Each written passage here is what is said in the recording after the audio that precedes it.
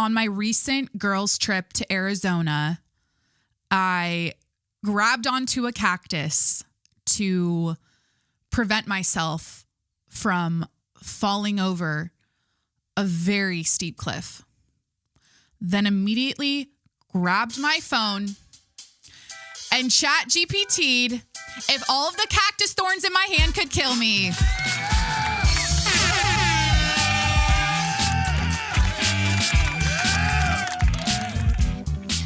So yeah, we're going to talk about how ChatGPT is taking over my life, probably taking over your life. It's here. It's all day long. It's nonstop. It's keeping me up very late at night. So we've got ChatGPT. We've got Justin Bieber. We've got the Diddy trial. We've got the Australia flood, a story that'll make you go vegan, based on that Australian flood, a sailor and his cat, and something that happened with a very popular beauty brand and that sailor and his cat. We've got the Recession core starter pack. I've got a list. We're gonna wrap it up with a Q&A and just overall general life updates, what I've been up to, what the meaning of this show is anymore, and what's happening here, because I've been gone. And we're calling this episode 400. I'm not going to get into the weeds about the technicalities of what episode this actually is, but just know that this was recorded before. And again, we're not going to get into the weeds. Let's just set the scene. I'm going to talk about what's on the set today.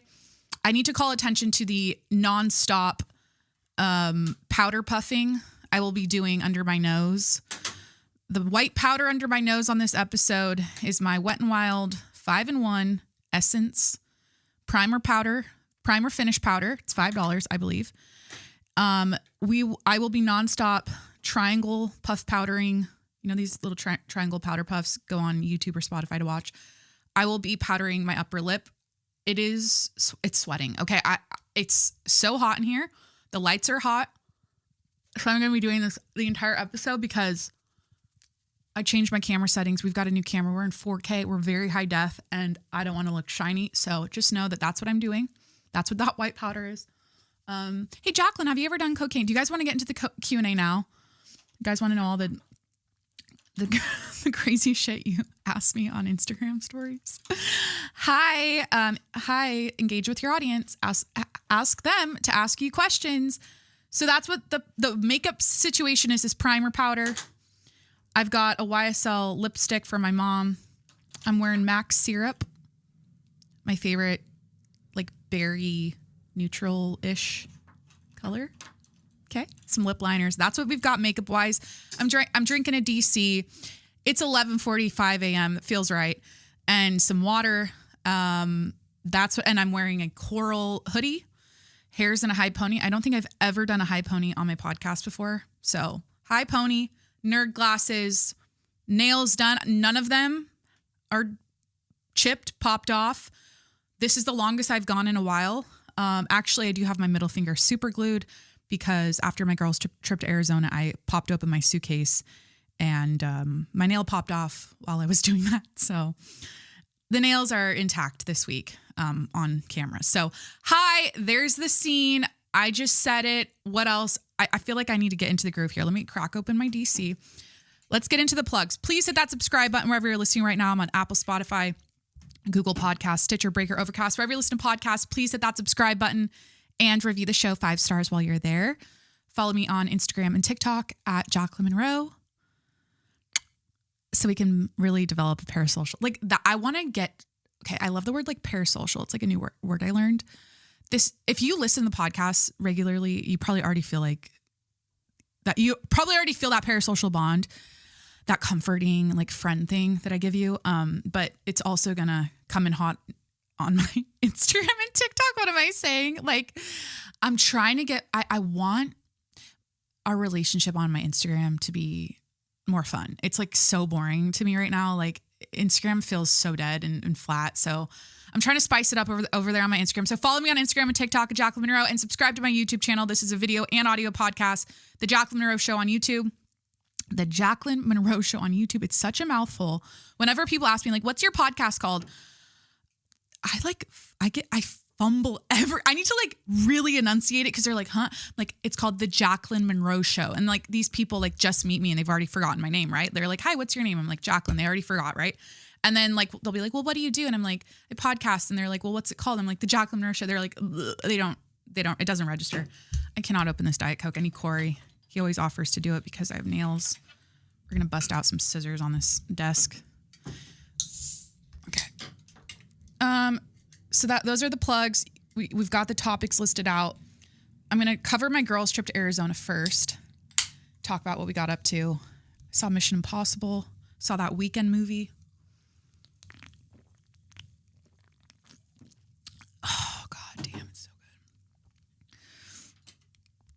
good. I'm going to talk about going back to church, potentially. Speaking of God, speaking of saying the Lord God's name in vain, just there and now. I think I'm going to start going back to church. I'm Catholic. I was a Catholic schoolgirl. And when my mom visited me a month ago, she signed me up for the weekly bulletin. I'm getting the ministry bulletin, I think it's called, or the women's ministry weekly newsletter to my inbox. They're inviting me to a lot of events.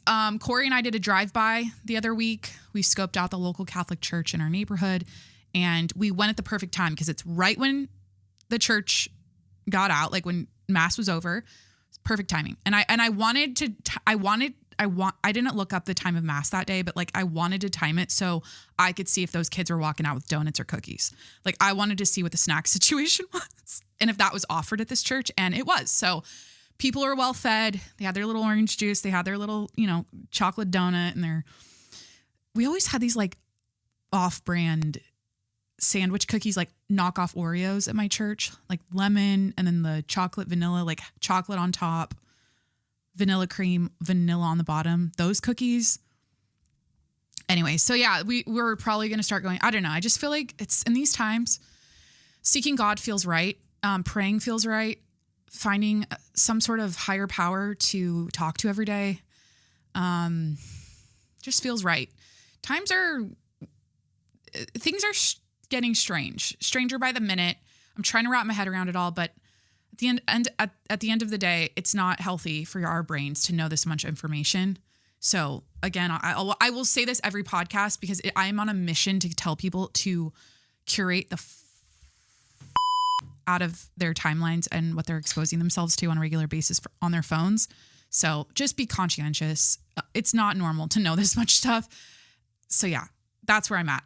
Seek God, seek a higher power, go back to your faith. I haven't been to church. I mean, I go with my family usually a couple times a year when I'm home, like Christmas, Easter, we're that type of family.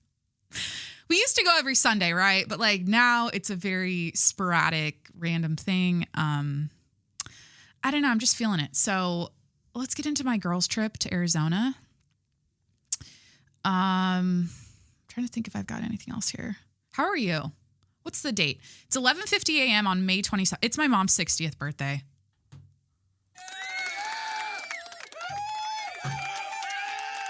Oh my God. I'm going to look like such a piece of shit for not immediately calling her right now. Hi, Mom. I know you're listening to this episode right now, and I just realized it's your 60th birthday at 11:50 a.m. mid-podcast, and I'm having anxiety about calling you because I feel like I'm going to get out of the groove, and I know that's like, that's so, I just thought, call your mom. Should I text her? Oh my God, I feel like you guys are judging me so hard right now if I don't do this. I know you are. I know it's going to be like, you are the biggest piece of shit. Let me just text her. Oh my God, it's my mom's 60th. Happy birthday, Mom. I love you. I love you so much. And we'll call, this is so fucked up. We'll call you this afternoon. Who does this? Psychopaths do this. After my podcast, she'll get it. If I say my podcast, she'll get it.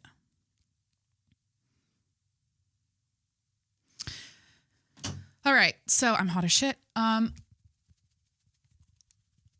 It's literally my mom's 60th birthday. And I just live on the podcast realized that. So my mom does she want people to know she's 60? Did I just also do that? Fuck it. I think she's at that point where she's loving her life and it doesn't matter. And honestly, what a blessing to age. What a blessing to be 60. What a blessing to... Okay. Trying to make this right. And I feel so bad right now. Okay, cool. So how are you? How's your May? How was your Memorial Day weekend? Corey and I literally, he was home all day and we just cleaned the house and he made the big steak dinner and he got groceries and yeah, we just tag team cleaning the house all day. And I was kind of like working-ish on stuff. He was too. So it was we didn't do like a barbecue. We didn't go off to someone's house or do anything like that. But I feel like my quintessential Memorial Day setup is either camping, like camping at the lake. There's a campfire. You're with like all of your cousins, your aunts and uncles, your grandparents. We used to do this every Memorial Day at Deception Pass in Washington. We used to always camp. Some sort of like camping setup by a lake or a body of water in a tent specifically. And then, or some kind of like lake thing with a boat, a speedboat, inner tubes, jet skis, definitely some sort of salmon on the barbecue, hot dogs and burgers, obviously, but there needs to be a salmon. There needs to be some sort of like strawberry shortcake or angel food cake, something berry and creamy with a cake. And then what else feels like Memorial Day? Alcohol, or I don't know, like I didn't do that as a kid. I mean, now I'm like, like some good drinks. What's like a fun cocktail on Memorial Day?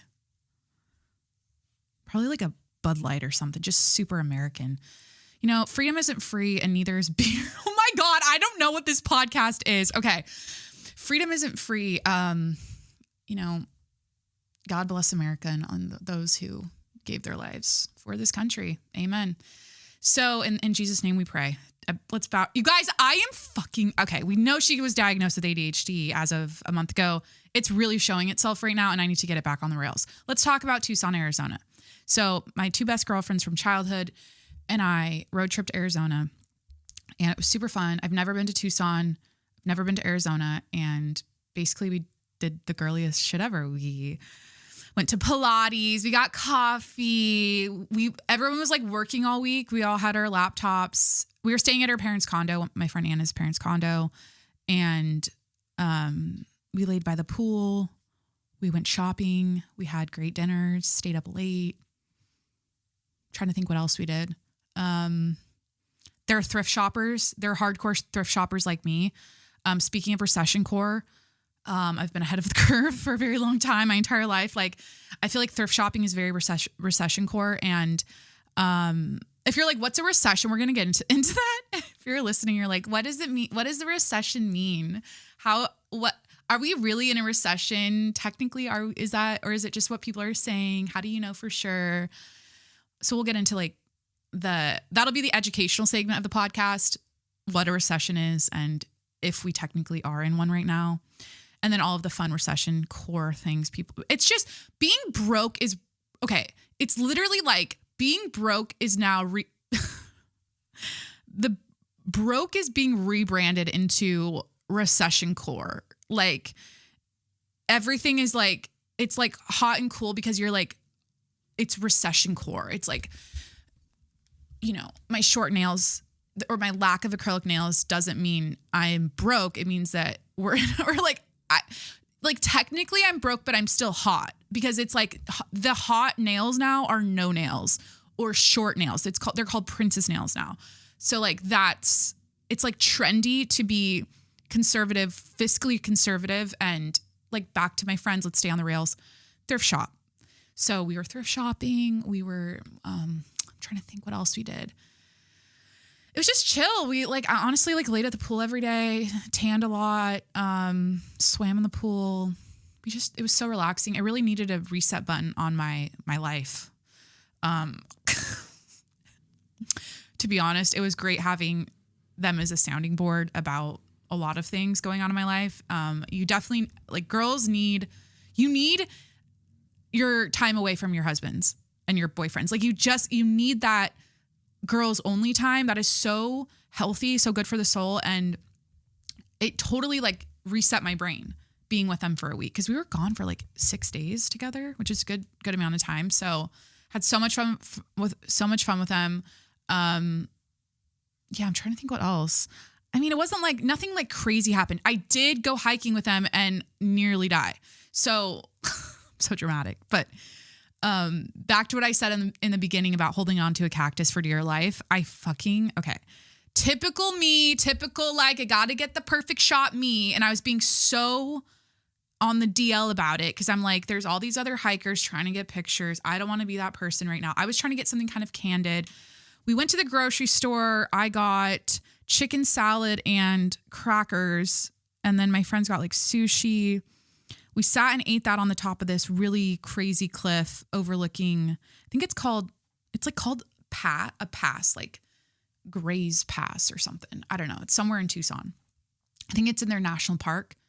The national park's called like Swan, I don't know. Siwan or Sokoa, or it's like a S national park name. So we went to this national park, climbed up on the top of this really cool cliff overlooking the sunset. It was beautiful.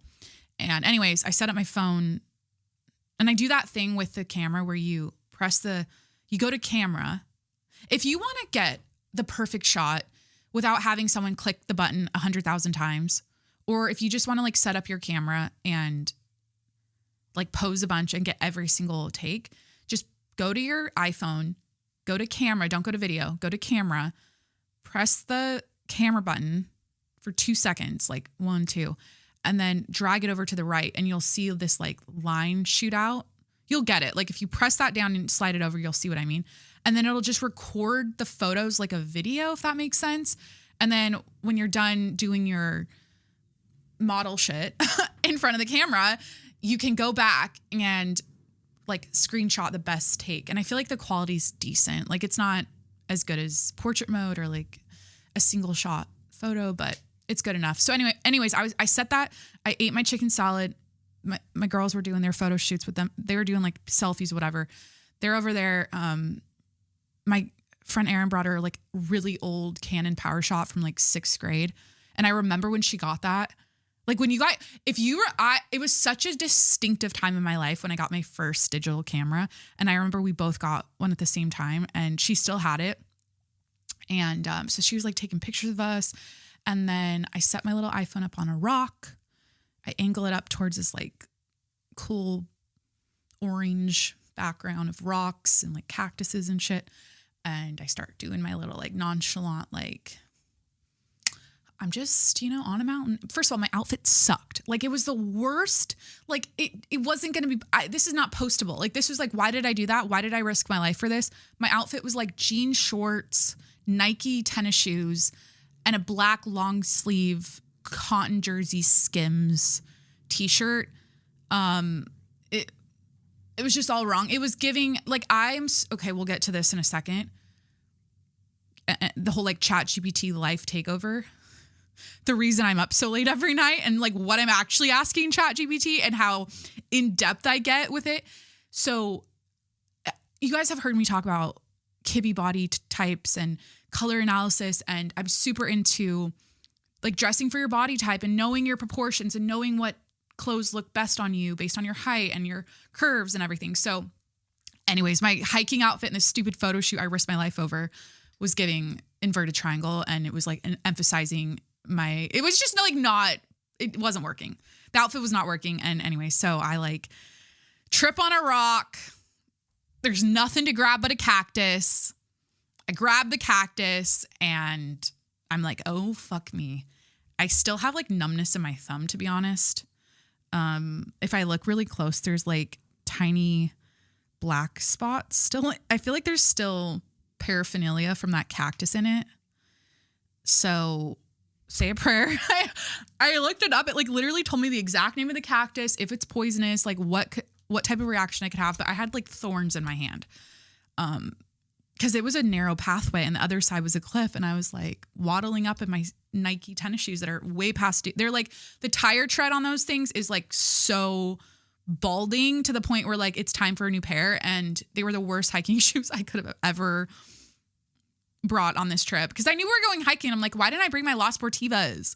Why didn't I bring my like Alex Honnold free solo climbing fucking champion climber La Sportiva like professional hiking shoes that my ex-boyfriend made me buy because they matched his and he was like obsessed with them, and he was like, you have to have these Vibram soles so you don't slip on anything, and that shit works. Those like Vibram, if you're like in the market for hiking shoes, get the Vibram soles. That's all I learned. Like one of the best things I learned from him was like, get those Vibram soles. La Sportivas are great, a little pricey, but like worth it. Anyways, I tripped on the rocks. I grabbed a cactus. And then I was like, in the beginning of this episode, I was like, ChatGPT, am I going to die? And it was like, you could have an allergic reaction, but like, you'll probably be fine.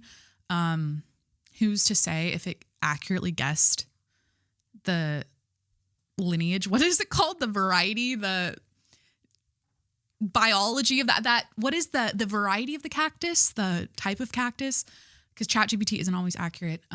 So that was that. We hiked, we went to the mission, we went to San Xavier Mission, a beautiful Catholic church that I guess with the Spanish were conquering or exploring America, they built these missions to basically indoctrinate the indigenous people into the Catholic faith, or like get them like they set up like schools. There was I think they lived at the mission.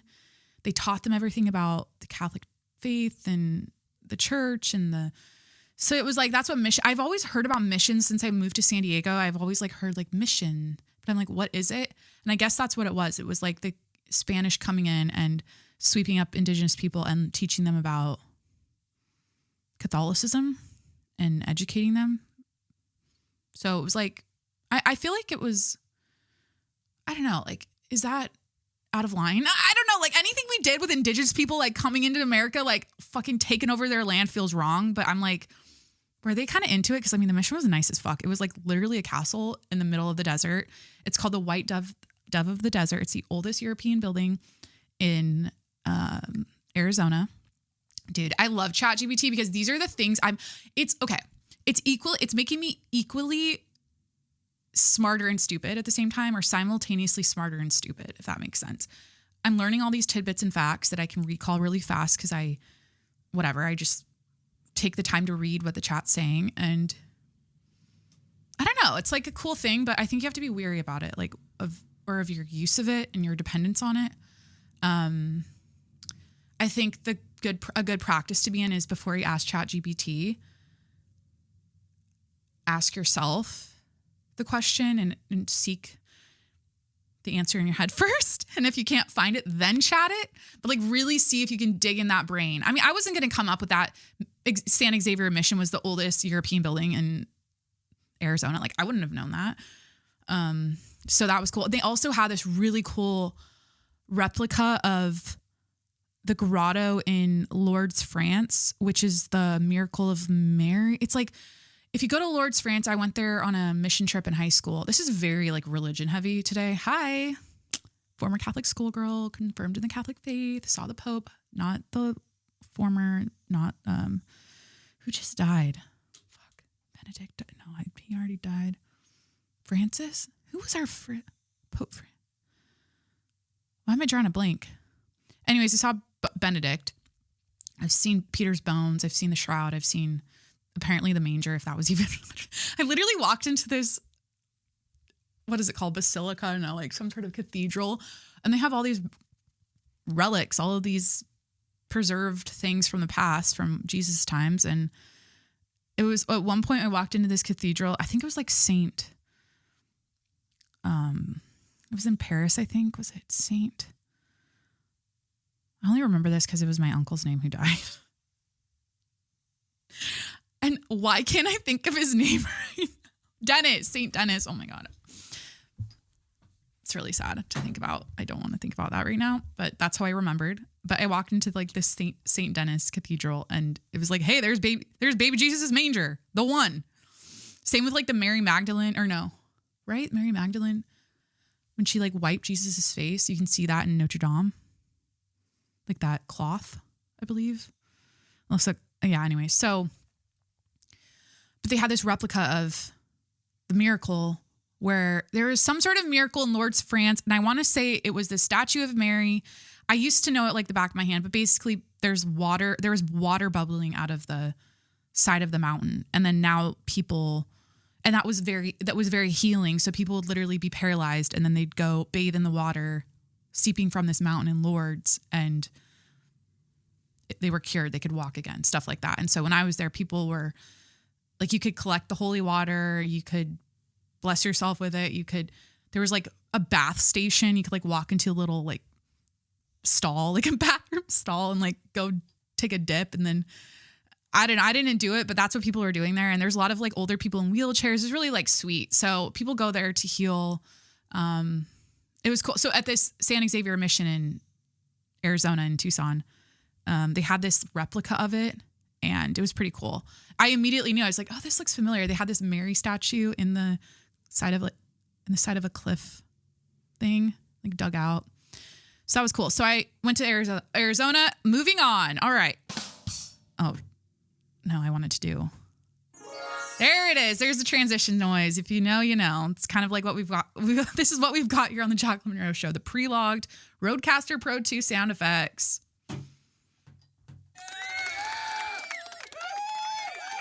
Episode 400. We're getting more and more high tech by the day. More and more.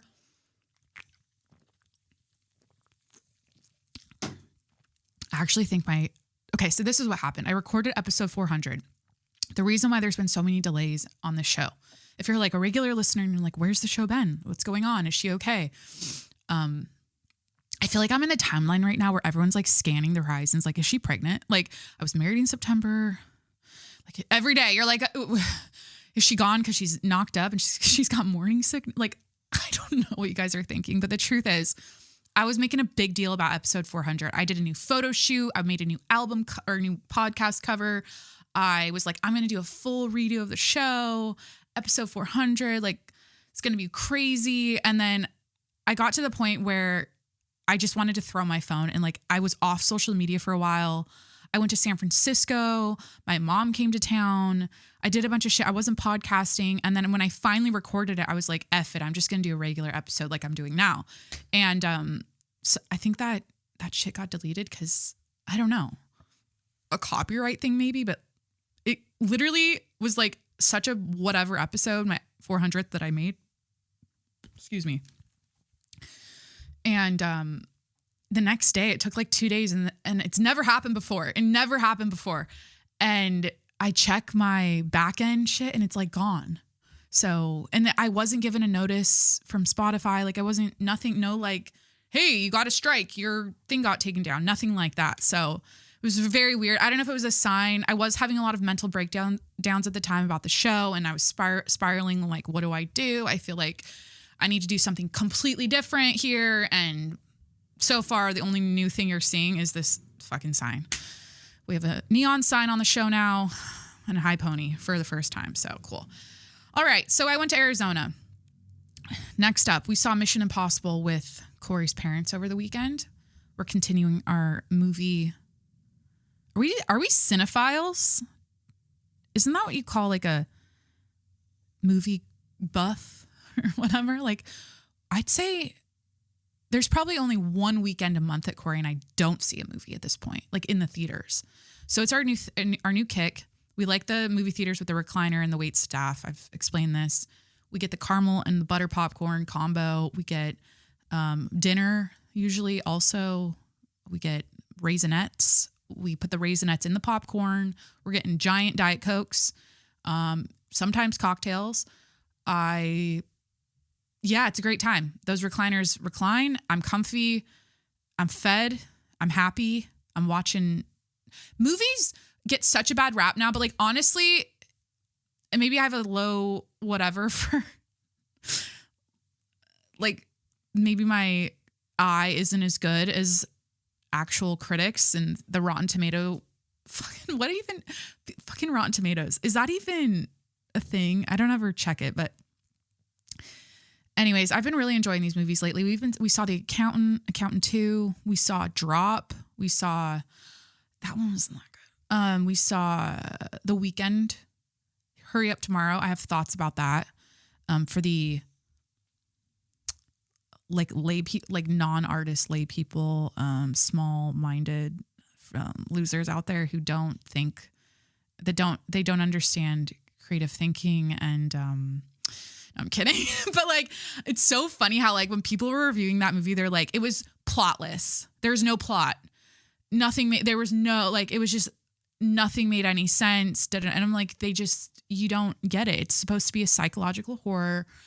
You're supposed to interpret the characters. And I was doing this the entire time, like I was like, oh, immediately I get that there's no plot, and each character in the Weekend movie, the Hurry Up Tomorrow movie, represents like a demon in his brain or some kind of like a part of him. That's what each character represented. It wasn't straightforward. So I feel like people that they watch it through the lens of like everything is supposed to connect and it's supposed to be like A, B, C, D. They were probably in hell because they're just not like on that level. Like art, if you're an artist, like if you're like a true, like it's just so hard. This life is so hard. It's so hard to connect to regular ass people that don't have a creative brain. It's just like, they don't fucking get it.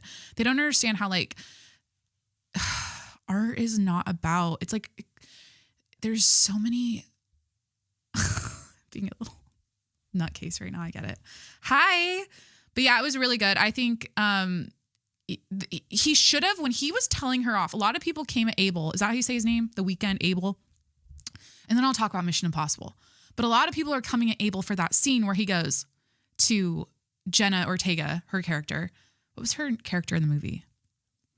The girl in the movie, the like love interest, but technically like I won't explain like what she represented. I don't want to get into all of it, but basically the scene people are giving Abel shit about, where he looks so like sassy and like bitch is, and what it was totally not matching her energy, her acting level like at all, is when they're in the hotel room and she like stays over with him. And then the next day they're like, he's trying to like dip. He starts drinking a bunch of alcohol and he's like on his phone, and she calls her mom, starts crying. And then she like lays into him like, no, you can't leave me. You have to stay here. Or like, you have to take me with you to Australia, his next tour spot. So she's going at him. And then he just like freaks out on her. And the acting was like, it should have been like, I'm just going to do my acting. So here's how Abel was. He was like, shut the fuck up. Shut the fuck up.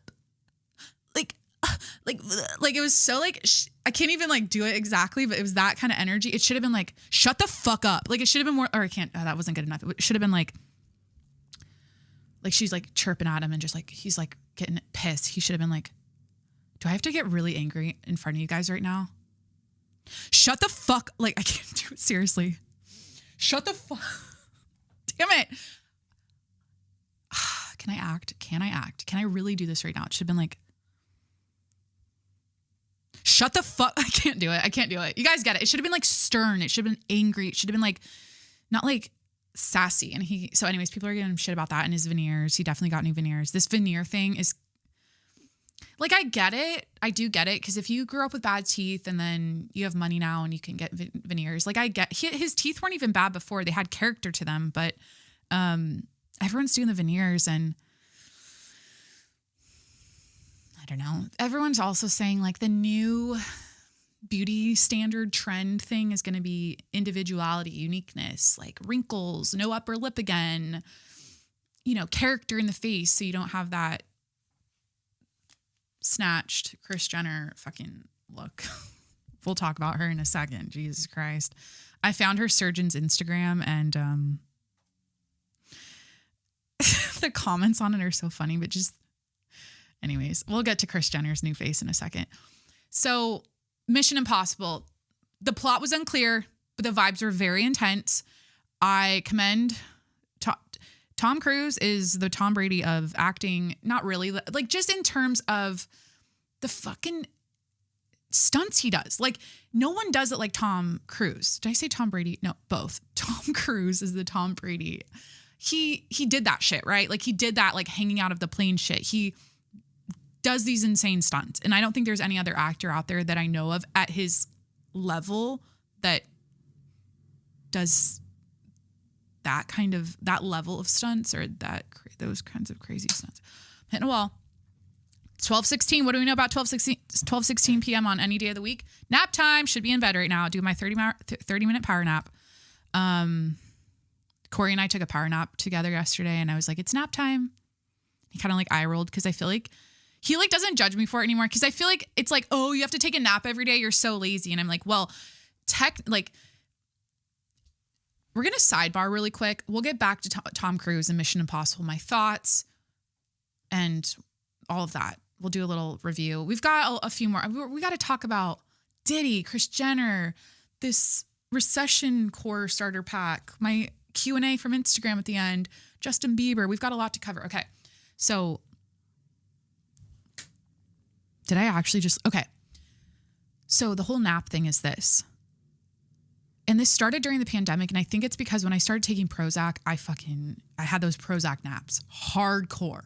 Like when I first got on it, I'd say like the first couple months, I would get that intense feeling of like lethargy, where I'm like, I cannot continue through the day without taking a nap right now. So that became the pattern. And I think my circadian rhythm just got used to that, where every day, midday, there's a dip and then I nap. And then I'm like, okay, I can finish the second half of my day. But it's gotten to the point now where that's my rhythm. And unless I'm on vacation, unless I'm like with a bunch of people, or it's the weekend and I'm busy and I'm running around town or something, most days, the thought of like going 5 a.m. when my alarm goes off to 10 p.m. when I finally go back to bed without taking a nap makes me so freaked out. Like the thought of actually staying awake and being mentally clear enough to like get things done and finish the day strong and like make dinner and like feed the dogs and post some shit on like my social media and like edit or like read or whatever. Like the thought of just doing that all day long without stopping scares the shit out of me. And so that's why I like doing my little power nap. It's my little like brain reset. And then I do a resurge. I do a little afternoon caffeine. Boom, I'm up. Time to lock back in. I don't know if you guys do that, but like that's and also I follow Carnivore Aurelius on, is that his name? Instagram. He's like the, fucking eat steak every day and butter and like, he's all like all natural. Like he posts a lot of like, honestly, like he posts a lot of informational, like, or especially for like women and their cycles and getting like, just like living a holistic life. He posts a lot of good stuff. It's a little bit, can be overkill sometimes with all the meat shit. But anyways, I remember him posting about the circadian rhythm and how it naturally, and this is why like the Spanish do their siesta in the afternoon. Like you're naturally dipping. So that's supposed to happen. It's not like there's something wrong with you and you're lazy if you take a nap. So, okay, that's some sort of, is that some sort of like marriage issue? No.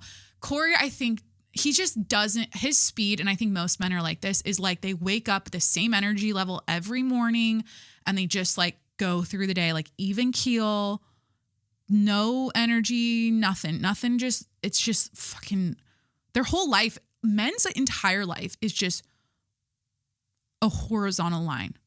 Just like, especially if you're like if you're with an emotionally mature, mentally stable, no mental health issues, no neurodivergence, no nothing, like nothing, just a very even keel guy. If you're with one of those, they just cruise like nothing. And they make life look so fucking easy. You're just like, how do you do it? You're like running laps around me and I need a nap. So that's who I live with. And I took a power nap with him yesterday and I think he was really into it. So I think it's okay to take a nap. Don't shame yourself. You're not a lazy piece of shit. It's good for your brain. Be nicer to yourself. Amen.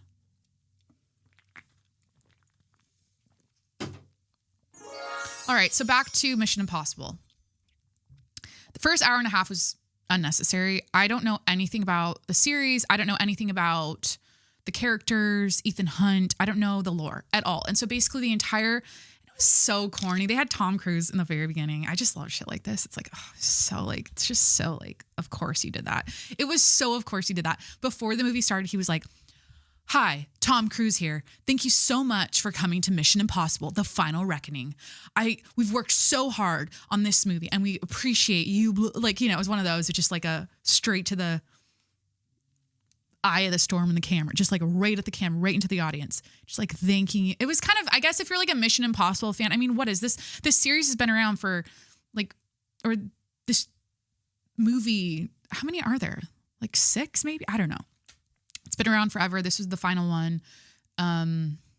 So yeah, I get it. Like, it was cool. But the entire first part of the show was like, or movie, excuse me, was like flashbacks and just a lot of talking about whatever. And it was like, okay, like get to the mission, right? Like we're here for the mission, the impossible mission. And once that clicked in, it was like fun. And the action was amazing. There was this crazy submarine scene that I didn't know my palms could get that sweaty. It was one of those movies where like, and of course it is because it's Mission Impossible. Like you're supposed to sit there and go, oh, there's no way. And then of course he survives. Oh, there's no way. Of course he survives. But as you're watching it, you're like, the anxiety I had the entire movie was crazy. Like you're just like, oh, he's about to die. He's about to die. He's about to die. And he never dies. Spoiler alert. He never dies. But you think he does like 15 times. So the submarine scene was crazy. The plane scene, I think we've all watched those videos of Tom Cruise hanging off the wing of a yellow plane. That shit was crazy. So yeah, it was fun. It was entertaining. Little long. I think it was 3 hours. The first hour and a half I could have done without, but just in general, I'm noticing that we're not making plot-based media anymore. And I think that's what the kids are saying too. I think these like Gen Zers are like against plots. They're against cohesive storylines. I don't think their brains can, I think they want to like watch movies. Maybe this has to do with attention spans. Like if you have to follow a story, that means you have to be paying attention. That means you have to be locked in. That means you have to be focused. But if the movie doesn't have a plot and it's just kind of like all over the place or whatever. Oh, Jimmy's so cute. Oh, I love my dogs. He's so cute right now. My golden retriever. Good boy, Jim. Thanks for being patient. I know you hate when I do recording days and you have to stay inside and you can't go to the park and you're bored. Okay. But yeah, if the movie's like, I mean, the Mission Impossible did have a plot. There was a mission, there was a point to it, but I don't know. It was kind of like vague at the same time. Anyways, so I saw Mission Impossible. I'm golfing again. I went to the driving range, hit balls for the first time in like 6 months, blew out my back the next morning. Typical, like, hi, this is 30. Hi. It's so crazy. Like human beings, like we take shit for granted left and right. Like especially our health. And I definitely took for granted my late 20s where I was able to work out, able to like golf, able to like, it's not that I can't anymore. It's just that I'm creaky. Like I never used to be this creaky, and I'm on the peptides, I'm doing the things, I'm on the wellness plan of like human optimization and vitality and rejuvenation and cellular turnover and collagen and like doing all this stuff to like boost my recovery. And still I'm like, oof, what was that? Or I take a weird step and it's like blow out my knee or I blew out my knee or my hip feels weird or, now I'm having like night sweats. Is that a Prozac thing? I don't know. It ebbs and flows. Like sometimes I'm sweating every night and I have to change this. It's just, you guys, being a woman is insane. And also like, there's never an answer for anything. There's never a clear answer for anything. I'm like, what could this be from? Someone said, oh, well, when I started taking Prozac or after a while, I started sweating every night. And then I also heard, someone I know very closely was like, yeah, I was sweating all night in my 30s and I went through menopause really early and then I got cancer. Knock on wood, that doesn't happen to me, but like, you just never know. It could be anything. So anyways, blew out my back. I'm back in my hiking era. Corey and I are going to Yosemite next weekend. life update. We're going to Yosemite. Corey hasn't been there before. Oh, fuck. I'm being annoying. Corey hasn't been there before, so I am like dying to take him to show him how gorgeous and majestic it is and how breathtaking the mountains are and everything. So we're going to do a Yosemite weekend, and we're going to stay, I don't want to say where we're going to stay, but at a really awesome place that was totally the opposite of what I initially thought we were going to do on this trip. I'm just going to expose him. He's never pitched a tent and gone camping. Okay. My La Jolla boy, my Southern California, like La Jolla boy has never gone camping, like proper camping. So my main mission for this trip was he has all the equipment. Like he's got the tent, he's got the everything. Okay. I was like, I wanted to just book a campsite and tell him like, okay, you're driving and I almost just wanted to surprise him where we pull up and there's like all you see at the campsite is there's like a fire hole and then a thing for like like a curb thing. What are those called? When you like pull into a parking lot and then right in front of the car, there's like a barrier. It's like a cinder block thing where the car, you like pull up to it. Sometimes if your car's too low, your bumper hits it and then it like rips your bumper off if you're not careful. You know what I'm talking about? Have you guys ever done that? So yeah, like that's all the campsite has, you just pull up in that parking spot. You got your fire pit and some flat area for your tent. That was my mission. And now we're doing like a full on resort.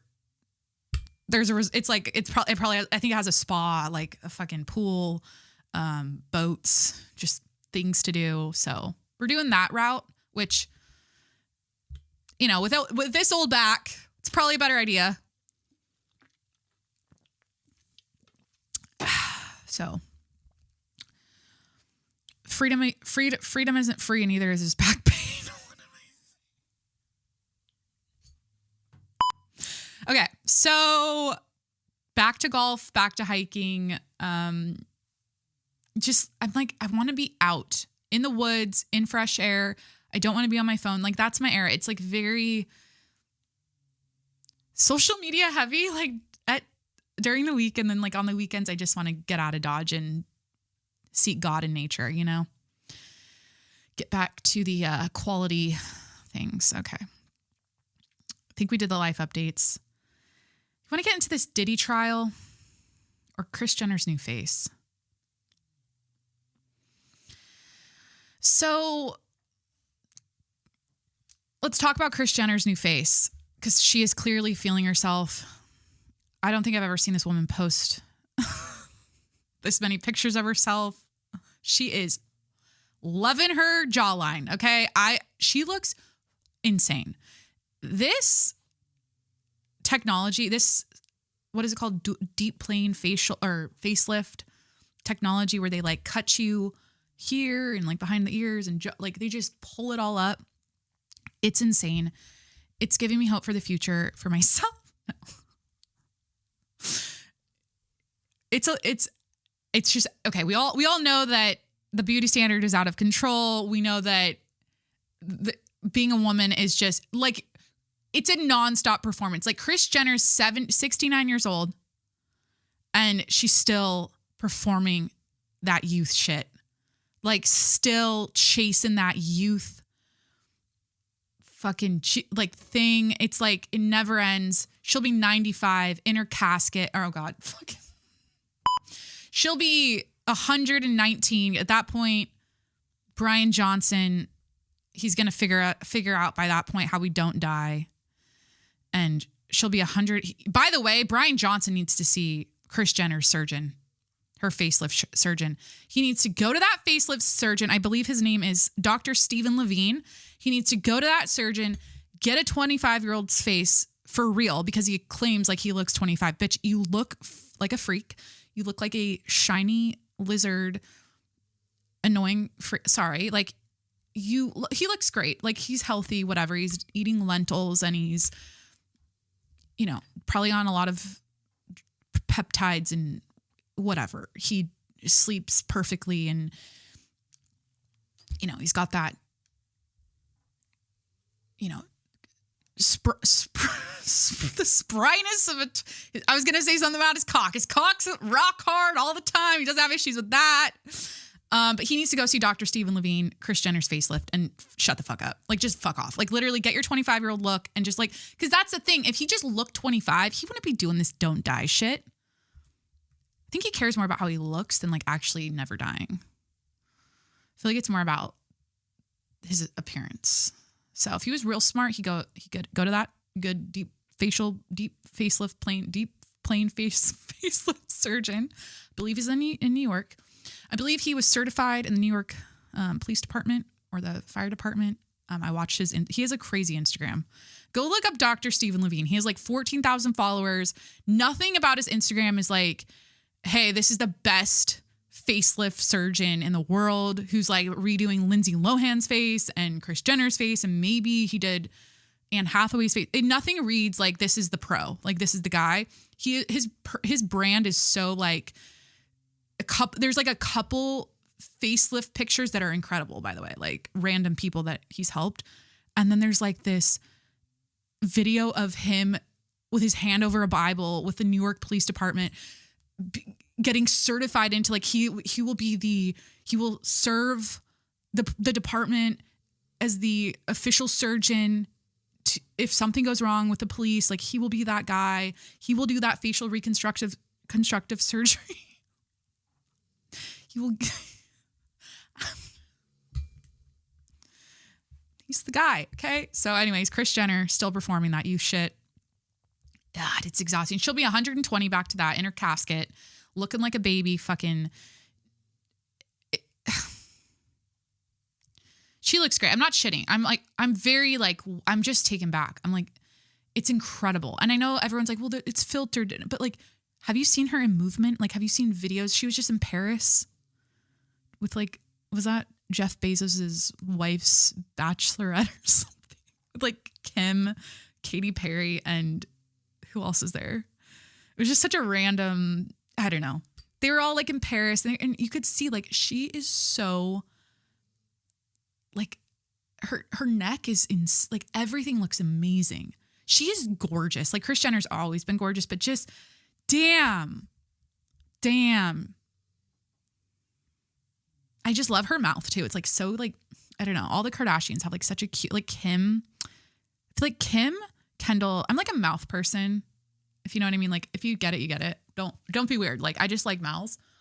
And I feel like Kendall, Kim, and Kris all have like a cute, like they all have like a good mouth. So I just thought of something so fucking stupid. I'm going to say it's not Benjamin Button anymore. It's Benjamin Botox. No, Benjamin. Okay. So anything else about Kris Jenner's new face that I want to say? Just another unrealistic beauty standard for women. It's just amazing though. When you have money, like I'm so for whatever a woman wants to do. I've said this a million times, but like any cosmetic, anything, any surgery, anything, any a nip, a tuck, a filler, this, a that, a new diet, a GLP-1, I don't fucking care. If a woman's doing it and she feels good about herself and it's going to make her happier, I'm like, go girl, do it. I don't have any judgment like at all. Cause I get it. I get it. And honestly, I feel like a lot of people, and I'm the same way. It's like, if it makes you feel better, then like or it's not like, oh, I'm insecure. Like, yeah, you can have insecurities about your turkey neck at 69 and want that shit cut off. Like that's valid. It's okay to like want to fix that. Doesn't mean that you're like suckered into the unrealistic beauty standard and never aging. And like, yeah, there is some of that, but like, if you can afford it and you want to do it, who cares? Period. So yeah, Kris Jenner's face is looking snatched. She looks hot as shit. I think that new haircut is covering up some scarring. I think that's what people are saying. But go look up Dr. Stephen Levine's Instagram. People are commenting like, is this really you? Did you really do Kris Jenner's face? I believe she confirmed that in an article, or she said that that's the guy. He's out of New York. Okay, we're going to do a touch up on the makeup really quick because I don't cut shit. I don't edit. And I get shinier by the minute. My lip gloss and lipstick comes off. And then when I post clips of my podcast, I'm forced to do some sort of like smoothing shit that messes with the quality so I don't look like a disco ball. So we're just going to repair the situation now. And is this racist? I'm going to look like a geisha with this much white powder. I just know it. Like, but it's going to keep the shine down, and that's what we want. All right, so intermission, powdering the face. Yeah, the facelift thing is wild. I mean, but I don't know. It's like punk rock though. Like of course, it's not an original thought. Saw it on TikTok. Someone was like, it's so like the punk thing to do now. The like alt, like punk, like based way to be now as a woman is to not get Botox, is to age gracefully, is to not get that lip filler, is to not get that cheek filler, is to not, nothing. That's like, that's what the bad bitches are really doing.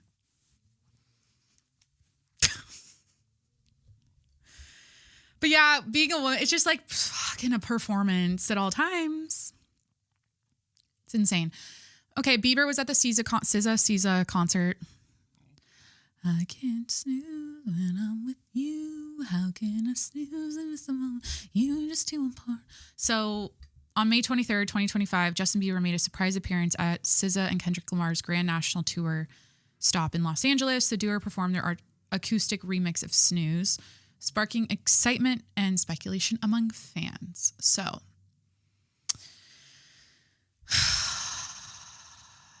the Biebs, let's talk about it, because you guys, my dog is so cute right now. It's like, I can't even podcast. I mean, I'm going to take a picture, and this will be, if you listen to the podcast right now, I'm going to post this shit. Like my view, POV. He was already like being cute this morning when I was doing my makeup. I don't care. It's my show. It is the cutest he has ever been in this moment. Oh, he's crossing his paws. I just love a mushy golden retriever on a white couch. It's so sweet. Okay. So I saw the video of Justin singing. What's the lyrics? It's like, I can't see you. Nobody like you do. I can't see. First of all, her voice is insane. But he was sounding good. He like came out. Like, here's the thing. Okay. I have a couple thoughts. Like, because people are going down the drug route. They're like, he needs to go to rehab. He's on drugs. It's not just weed and alcohol. He's on that, I don't know what drugs are, like fentanyl or he's doing that Fenty-lean, people are saying. Nodding out. Like, he's not like, but I'm also like, okay. He smokes that like crazy, pure, best quality LA weed, the most expensive, pure, highest quality, biggest high kush you can get, right? Like that's what he smokes. Like that's what I've heard. Okay. So that's what he's smoking, which and he's always posting about getting high. So he's always high so I'm like, okay, he could have been extremely stoned. Maybe he had a little Henny before. I don't know what he drinks. Like maybe he had some alcohol backstage and some weed going. And then he comes out. He nailed the vocals, I will say. But he was definitely at one point, and this is what people are like, oh my God, the touch of a black woman, or like a black woman. This is his sign that he needs to be with a black woman. Like that's who will save him. Because when he started like mouthing the lyrics and she's doing her singing part. And I don't know if he was supposed to be like duetting at that point or if it was just supposed to be her. I'm not quite sure. But he was just kind of like feeling it and mouthing the lyrics and kind of just like closing his eyes and kind of like bopping, That's when people are saying he was doing that lean. And then when the lyric goes, you just too important, she like puts her hand under his chin, showing so much humanity, as the people are saying. Oh my God, like so much. And I get it. Like, yeah, like she was bringing him back to life a little bit there because he was like, he was like zoned out. I don't know if he was high. I don't know if he was drunk. I don't know if he was on, what's like the drug that people are accusing him of? Like fentanyl? I don't know. It does not just immediately kill you. The thing about fentanyl I do not understand is if there's like a micro milli whatever in cocaine, you're dead, right? But like people do fentanyl like as a, isn't that just like the opioid? Fentanyl, isn't that what you get for like surgery? So how does is there a type? I don't get it. You guys, have I done some recreational drugs in my life? Yes. Do I know no, I don't know everything about them, but, so anyway, she like grabbed his chin and he smiled like his beautiful Justin Bieber smile that we all know and love. He's so loved. He's so loved. And people are so worried about him. And then he kisses her hand and then they kind of just like bop together and like finish the song. And then the stage lowers and he goes back to the bong and the Henny or whatever the fuck he was doing backstage, the fentanyl. I don't know. Haley was there. She was storing like, heart smiley faces and like emojis in the crowd. And she goes, my 2 favorite artists. So she was like supporting her man. But then, we could talk about him posting the damn Vogue thing. Fucking talking about their fight and how he said, you'll never be on the cover of Vogue. We could talk about him humiliating Haley and her just keeping her composure and her calm and still supporting him and still acting like everything's fine. Okay. Cause I have a lot of opinions on that. I will just give them because we're on this Justin Bieber topic, but back to the SZA concert, like people, I think the consensus is there's a lot of theories. Like so many things could be happening. Nobody knows for sure. And if something happened with him and Diddy and he was a minor, I don't know the level of what happened. Okay. I think we can assume things. I think a lot of people have assumed things. Those creepy videos. I just rewatched them this morning randomly, like rolled out of bed. And I was like, Justin Bieber and Diddy when he was like 12. And then it's like, Jesus fucking Christ. He's going to be with me for 48 hours and we're going to get up to some shit that nobody can know about. And it was like, or whatever he said. It was just fucking weird. Or why have you been so distant from me? Or like, it's just creepy. But I don't know if there's some sort of legal thing where, what am I saying? Maybe Justin Bieber has all this turmoil because if he used his voice and told his story, maybe that's Diddy's already going away. I mean, I'm already like convinced, like, I don't know what else is going to come out. I guess there was a celebrity list that just got dropped. I don't know what that's about specifically. We'll get into the Diddy trial in a second. But hypothetically, if Justin was to speak and tell his story, would that be the nail in the coffin because he was a minor? And if he was like, yeah, he did this illegal shit to me when I was 10 or whatever, like, does he have turmoil about that? Because he has that story, that truth that he knows would maybe he has turmoil about telling his story for real. There's all this speculation. We will never know unless he uses his voice, unless he actually says it himself. I don't think we're ever going to know unless that happens. And so maybe he's troubled by that. He's troubled by just the Diddy thing in general and people talking about him, the new baby he just had. And maybe that's a mirror to him that's like causing this crazy stuff. People have talked about that postpartum for men and how that can stir up some past stuff and childhood stuff. And it can, I don't know. I don't know. And then the other take I have is like, he's trying to escape all this. He sold it's this whole like the Scooter Braun of it all.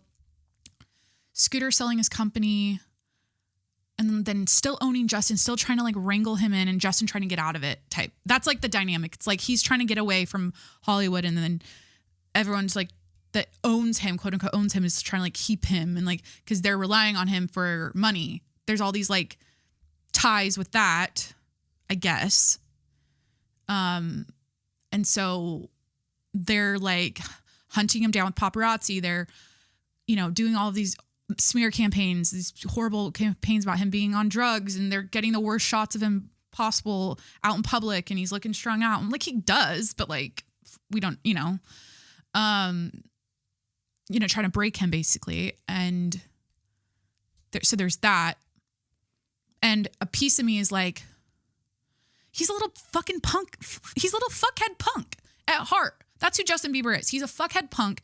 And with like a heart of gold, I feel like he's like good, but I think he gets a rise out of people worrying about him. Maybe this is a theory. I don't know. These are all just opinions. Maybe he gets a rise out of that. Maybe he feels a sense of like power over people when he's like, everyone's like, and like the jokes on the public, the jokes on the fans, the jokes on the media, the jokes on all these people saying this shit about him, because he's like, no, I'm good. My wife and I are good. My baby's good. I'm putting out a new album. Like, yeah, I like to get fucked up and I'm, stoned all the time because I like weed and I'm writing a new album. I got to get a little creative here with the drugs and I got to, I don't know, but maybe that's some sort, because I know with like anorexics and addicts and especially women, like the more you talk about how like skin and bones they are and oh my God, she needs to eat, the more they want to do it, the more it gives them that like, it makes them feel powerful. They have that power over you and like it keeps them in that addiction. It keeps them in that cycle. Because if everyone was saying like Justin Bieber's fine, nothing's wrong, like he's such a clean cut, like perfect little schoolboy, he likes Jesus and he's making music, it's like, I don't know. I'm at a loss to be honest, but there may be something with Diddy. There may be something with, things kind of point to that right now because of the trial and what's going on. I don't know. And then also what's going on with the financial side of things and Scooter Braun, the labels, the industry, the control, the power, and him trying to escape that. So cool beans. All right. Never say that. I'll never say that again. Am I 13? 30 going on 13. His Balenciaga outfit and those fucking all black Balenciaga at the SZA concert. I mean, he was just it's just the vibes, the Justin Bieber vibes, just the fucking outfits really get me. I'm into it though. Like you gotta be expressive as an artist. You gotta be emotional. You gotta wear your heart on your sleeve. You gotta post the wacky Instagram shit. You gotta like show all, tell all, be all. You can't, that's who he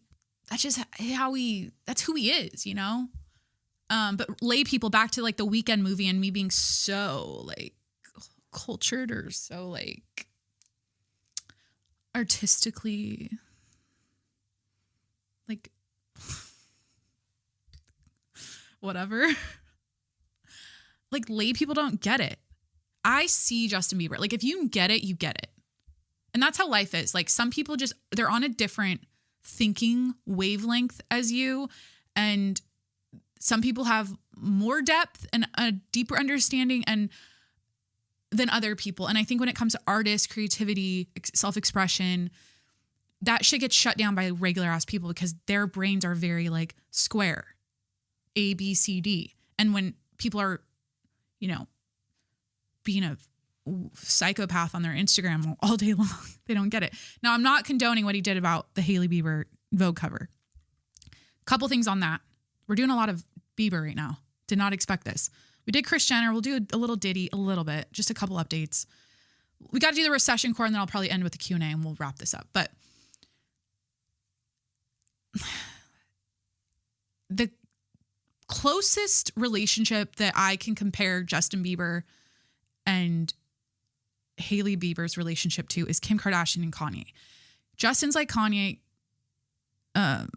Hailey's kind of like Kim. And I've always noticed this, like Kim says her superpower is her ability to be calm. And I feel like when you watch Hailey and her reaction to things, she's very stoic, you don't see her emotions. She doesn't break. You don't see her crumble over anything related to her husband and the humiliation and the outlandish shit he does on social media. Like she just seems supportive, even keel, positive, calm, kind of like Kim. Like Kim just kept it here. And she had to. She had kids, right? She had a career, bills to pay. Yeah, of course. I'm like, as rich as you get, you still have bills to pay and shit, employees to pay. But then Kanye was out just being crazy. And that's kind of like Justin. Like he's like, quote unquote, the crazy one in the relationship. And I think Hailey loves Justin for the human being he is. She probably, but every woman has a breaking point. And I feel like Justin doesn't think the way, okay. There's clearly a respect issue because I feel like you should have, not to say you should be afraid of your partner, but I believe that both partners in a relationship, marriage, whatever type of romantic relationship should be a little bit scared and worried to lose the other person. It shouldn't be like, because that's going to maintain the respect. That's going to maintain, the respect and the, for the other person. Because if you don't respect your partner and if you're not afraid to lose them, you'll just shit all over them and you'll humiliate them and you'll say crazy shit on Instagram like Justin did about his fight with Hailey and saying she'll never be on the cover of Vogue. That's why he continues to humiliate her, because it's like if he really thought she would leave him and if he was really like worried about like his behavior causing her to leave, then he probably wouldn't do that. He would maintain respect, decorum. And he does a mix of both. He does his humiliation stuff and then he does his admiration stuff. Oh, I love her. Oh my God, goo goo gaga. Look at my beautiful wife. Oh my God, so he does a ton of that. But then these random like spouts of humiliation, it's like, is it a jealousy thing? Is it when you're both celebrities and you're both, she's got $1 billion company now, or it's valued at that, I guess, Rode. Is he trying to like pull her down because he's not as famous or not as successful technically on paper, whatever? Is there some sort of like jealousy? It's just so fucked up. That Vogue thing he wrote, like, it's like, keep that shit to yourself. Like, yeah, you can get in a fight. That's an awful thing to tell your model wife whose obvious dream is to be on the cover of Vogue someday, because like every model's dream is that. But you don't go, it was about getting even. But the more I realized, it was kind of like, yeah, okay, that's a good message. Like, no, you were just trying to seek connection and understanding or whatever he wrote, like at the very end of the paragraph. But I don't think he's afraid of, like, I think he probably thinks like she'll never leave. She'll never leave. And so he's like, almost like, it's so abusive though, like to push the buttons like that and just test the waters and to say crazy stuff about your wife and humiliate her. Like, that part's not okay. I think we all agree on that. Like, that kind of stuff is not okay. She shouldn't be. I know people were like, I honestly think the golf cart where she was driving, Justin and his friends around at Coachella, was like, at first I was like, it's just nothing. But like, those are subtle things over time we're seeing, like him slamming the door on her, the golf cart, this paragraph on Instagram, just the way he dressed at her road event that one time when she like came out in this beautiful like red outfit and he's in like the worst gray sweat outfit, the stupid hat that was like not even on his head, just being a punk, like. But it's like that side of him is who he is. That's how he expresses himself. That's how he dresses. Like, I get it, but I don't know. I think he's acting out. It's like that's someone does that for, it's like attention. You want attention. You're acting out. Maybe there's resentment, jealousy. I don't know. I really don't know. I just wish the best for both of them. I mean, I feel like they're OTP. I feel like they're going to be together, but like, I don't know. I think if this shit continues, I don't know what's going to happen next with him. I want him to drop the album and maybe do a little rehabilitation or something. I don't know. But it's scary because we've all seen this path or this chain of events with other pop stars, other celebrities, other child stars, and it's there's a deadly trajectory. Aaron Carter, for example, like people are saying that this is kind of giving Aaron Carter, and I'm like, so I'm worried. We all love him. We all want him to be well, do well, and Maybe we just need to stop talking shit. I mean, I don't know. All right, so Diddy. Trial started on May 5th. It's May 27th. Trial began on Diddy. How's my upper lip? I'm like so worried about these clips. I'm like, please do not be shiny. Do we need to do a 7th inning stretch? All right, I'm wearing a rug on this chair. It's making my ass sweaty. So I'm wearing shorts. This is not comfortable. So, new studio is going to have silent air conditioning, if that's even possible, because that's why I don't turn the AC on, because I feel like it's noise. I don't want the noise. But my sound quality is good as shit. I feel like I got my sound quality down. I feel like it's good, Okay, cool. So trial started on May 5th. It's expected to last approximately 8 weeks. Okay. So if convicted, Sean Diddy, Puff Daddy, what did he call himself? Love, whatever. He could face 15 years to life in prison. Additionally, he may forfeit significant assets, including a private jet and a 10-bedroom mansion. Isn't the total amount $400 million? I think it's $400 million. Okay, so Cassie testified. Kid Cudi testified. Is that what you call it when they take the stand? It was just so sad. I mean, we all learned about the freak-offs, the baby oil, the prostitutes that she would, headhunt for, and he would. It's just, as you know, when I follow true crime documentaries or when I watch true crime documentaries, when I hear about crime stories, sexual assault, violent, gruesome, any kind of like crime story, my brain is very picturesque, right? Like I can really visualize things. And so when all of this Cassie stuff was being described, it's like haunting. And then she's sitting there pregnant in court, like really pregnant. I'm like, fuck. It's kind of like full circle and kind of like this beautiful thing in a weird way. I don't know if she's in like what her relationship status is right now. Is she married? Is it good? I think she might be, but I've seen these horrible interviews of her where you could tell she was talking so fondly of Diddy and just like, saying the best things. And it's like, yeah, now we really know. She was like keeping it together the whole time, but like, so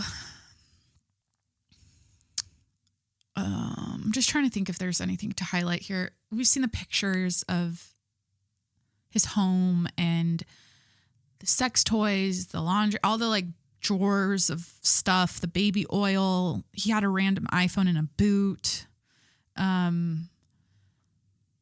What else has come out? I feel like I'm just trying to look at key stuff here. Oh, he was in possession of firearms with scratched off serial numbers, lots of guns. I get it. Like, you're Diddy, you're going to have some weapons on you. Like, that doesn't like make me like, oh, what the fuck? But like ARs, no serial numbers. Like, I don't know. Just,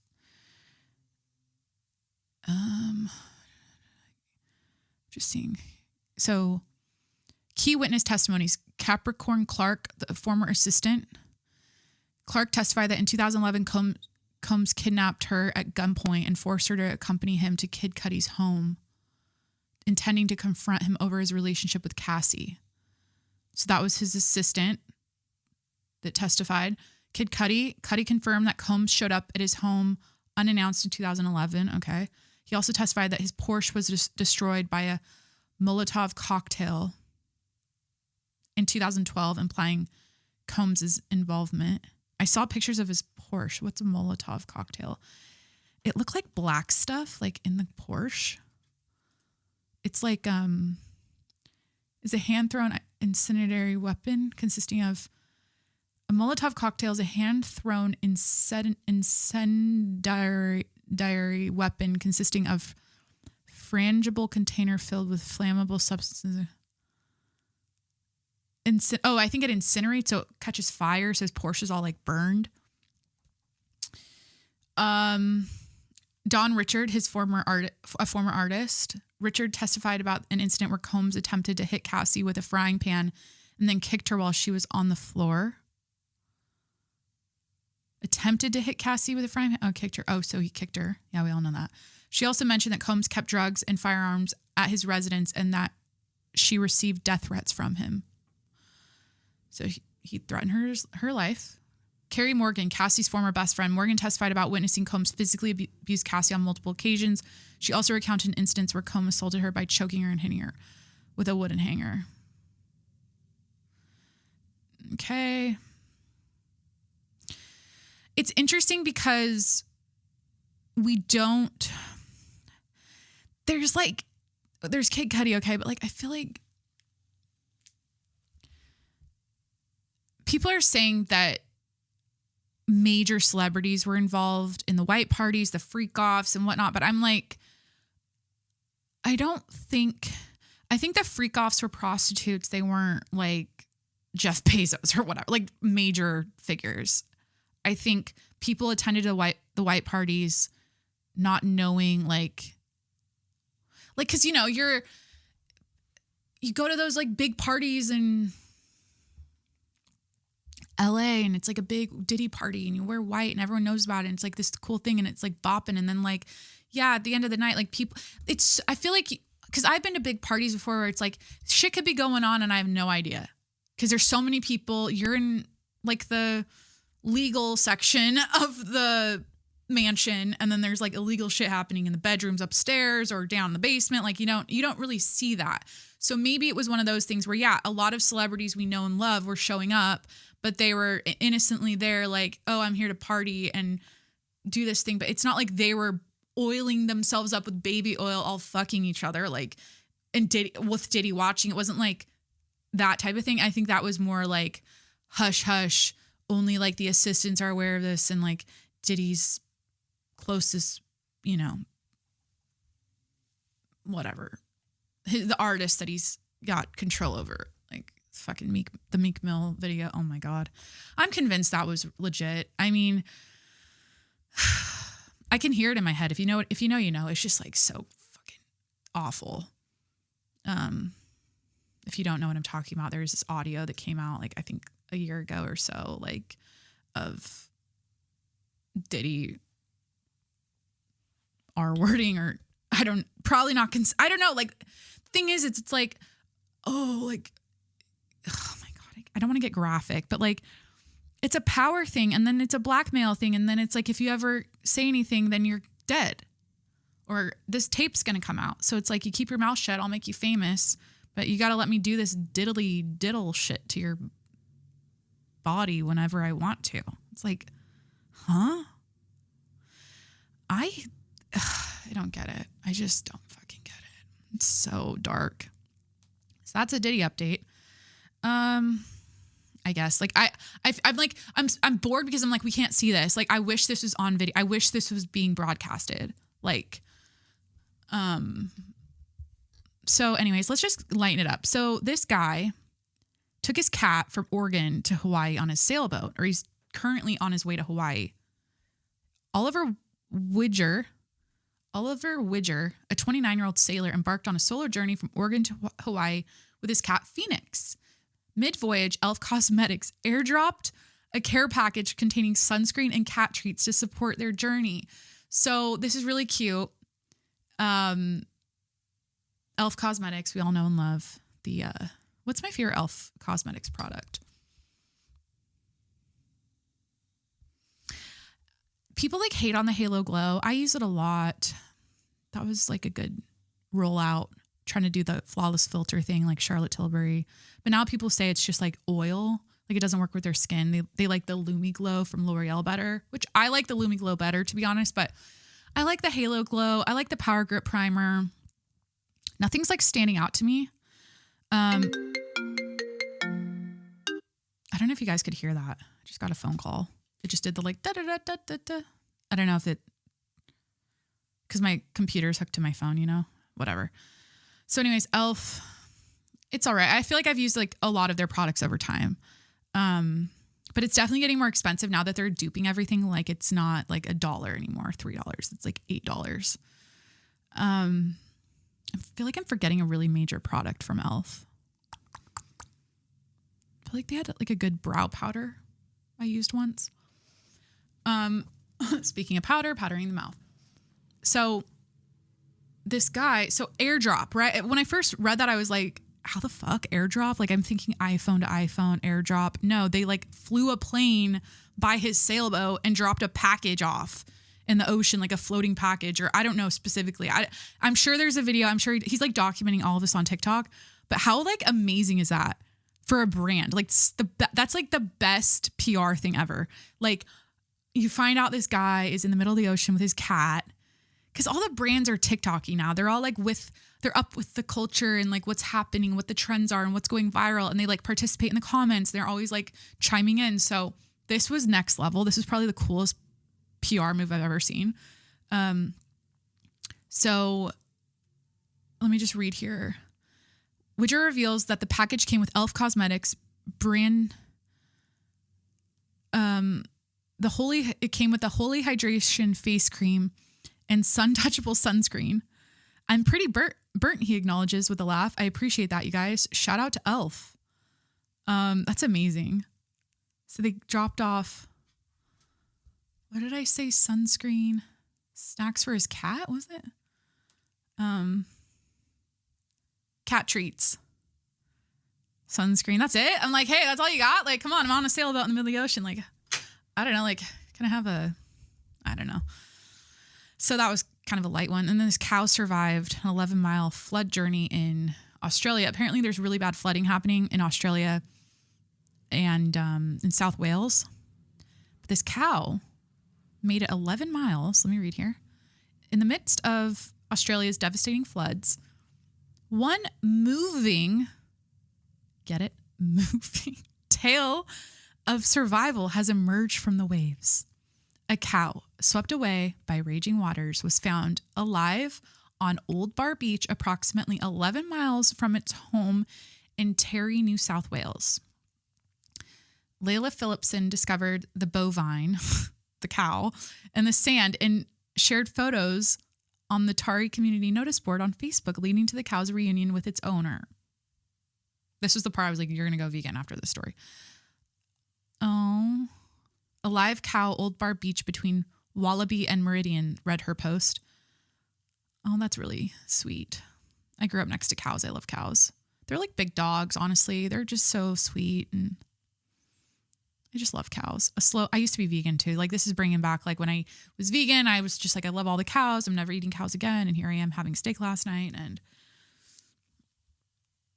you know how I tell you guys about intrusive thoughts? I'm eating the steak and I'm imagining the fucking conveyor belt where the cows are like marching on the platform where they shoot the gun and they're like right in their head and they just dropped it. Like I literally I'm eating my steak.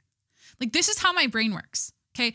I'm hoping to find my people because like I have the most stupid, fucked up, dark thoughts, intrusive thoughts randomly. Like I'm just trying to eat my dinner and I'm like about to eat my steak and I'm just like imagining the cow getting that rod shot into his head at the factory in like Arkansas or wherever the fuck. I mean, it's sad. That's one thing that came out of veganism for me. Like where like just animal, it's like, there's ethical ways to kill. Like, yeah, it's a whole, like, they should be on the grass patch in the fields, frolicking, and I don't know. I don't know if this is accurate, but I think when I was vegan, I would force myself to watch, especially at first. I was just like, I was in too deep. There's like vegan movies, people like the vegans recommend you watching about animals and stuff. But one of them, there's like one that's the worst. I don't know if I ever watched that specific one. I forget the name of it. It's not like Cowspiracy. That's like an environmental movie about like cow shit and ethanol and methane gas going into the atmosphere or something. I don't know. Which is also a bunch of like bullshit. But there was like, because Instagram's got a dark side to it. We all know that. You can find the most fucked up shit on Instagram, like the Discover section. And my Discovery page used to be slaughterhouse videos only. Like it was just like cows getting like, I don't know if it was is it called halal? But anyways, I literally watched a guy just take a fucking really sharp machete and just slice the cow's throat. Not even like clean. It was just like to cut the whatever. And it just bled out. And I guess that's how the cow has to die for it to be halal. Correct me if I'm wrong. That's not my expertise or my, I don't know if that's it's a religious cultural thing, I believe. Cultural/religious thing. Muslim thing. Is that halal? What is halal meats? I'm just going to look this up right now because I'm curious. Ask chat. Halal meaning? It's in Hebrew. Is it?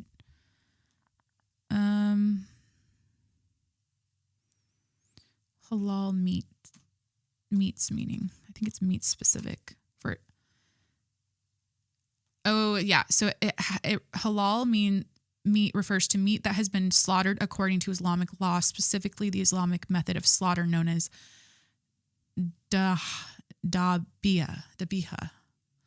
The term halal itself means permissible or lawful in Arabic. Halal meat is a significant aspect.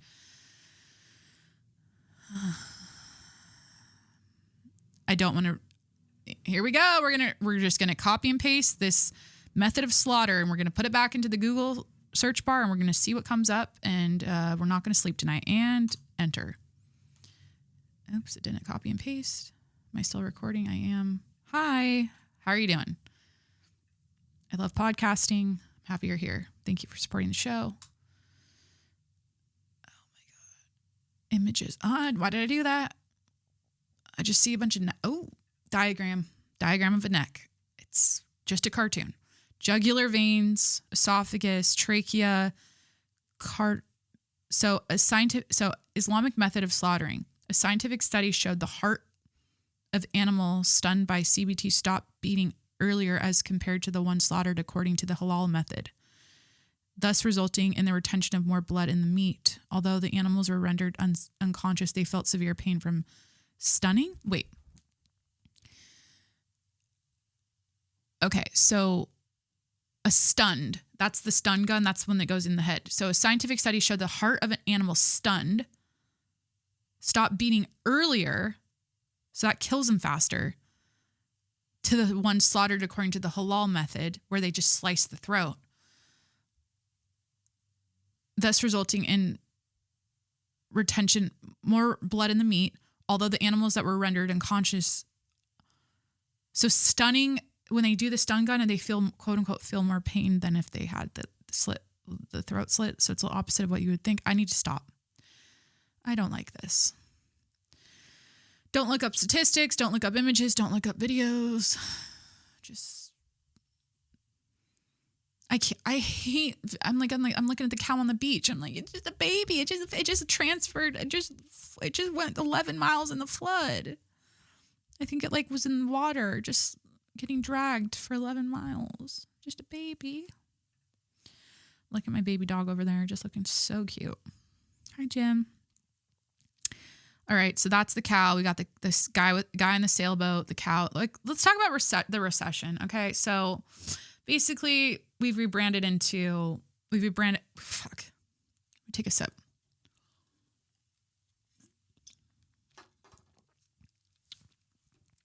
So instead of saying, so this is what it is.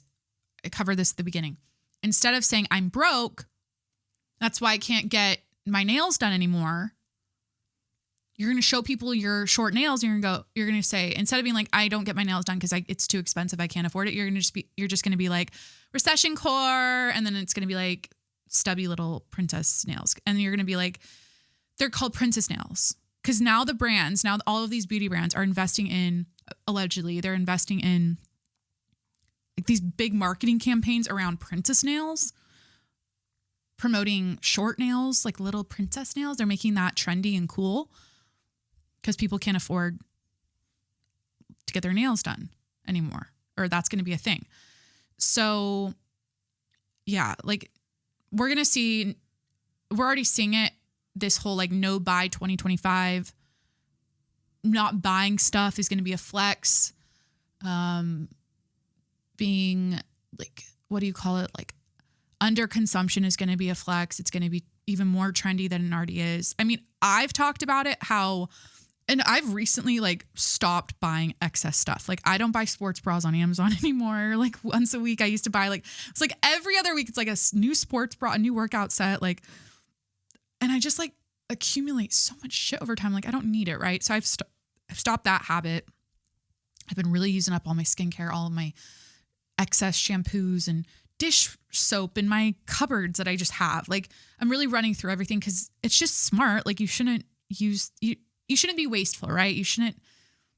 I think it's a good practice, right? I think it's good to be conscientious of what you're spending, and how much you're overspending, over consuming. These are all good things. So I think it's good for the American people to bond over being broke. Like we need this. We need to bond over, as a society, we need to all be in a pit together in the trenches with no money and just we need to like feel that as a culture. We need to feel that hurt, that bank account, that negative account balance as a society. That will bond us. That will get us back to reality a little bit. I think it's going to ground us. It's going to put things into perspective. We really need, you know what? I'm going to go as far to say we need, fuck the recession. We need to go all the way to depression level.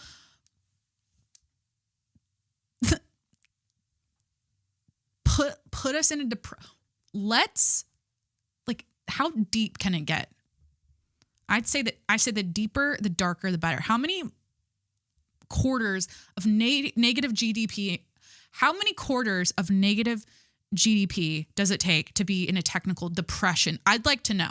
Let's ask chat, because I think it's 2 quarters. So in order to be in a recession, you have to be.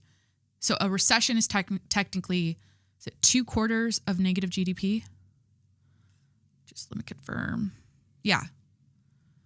So I feel like that's what the vibe is right now. I don't know if we're technically in a recession. I'm going to talk to text on my chat GPT. I've actually never done this. Like I only type in. I'm not a talk to texter. I always type in my chat GPT questions. How many quarters of negative GDP does it take to be technically in a depression? Can it read it out loud? Enter. I just love how fast it is. It's insane. It's just like, I get so giddy. Okay. So we're going to do a recession course starter pack. I'm going to talk about like all the list of things that are going to be trending and the ways people are going to be living their lives, what they're going to be buying, what they're going to be doing that fall into the recession core category. So there's no strict universal agreed upon definition of a depression the way there is for a recession. But here's a breakdown of the general understanding. So the technical definition of a recession is two consecutive quarters of negative GDP growth. And then for depression, this is the looser definition.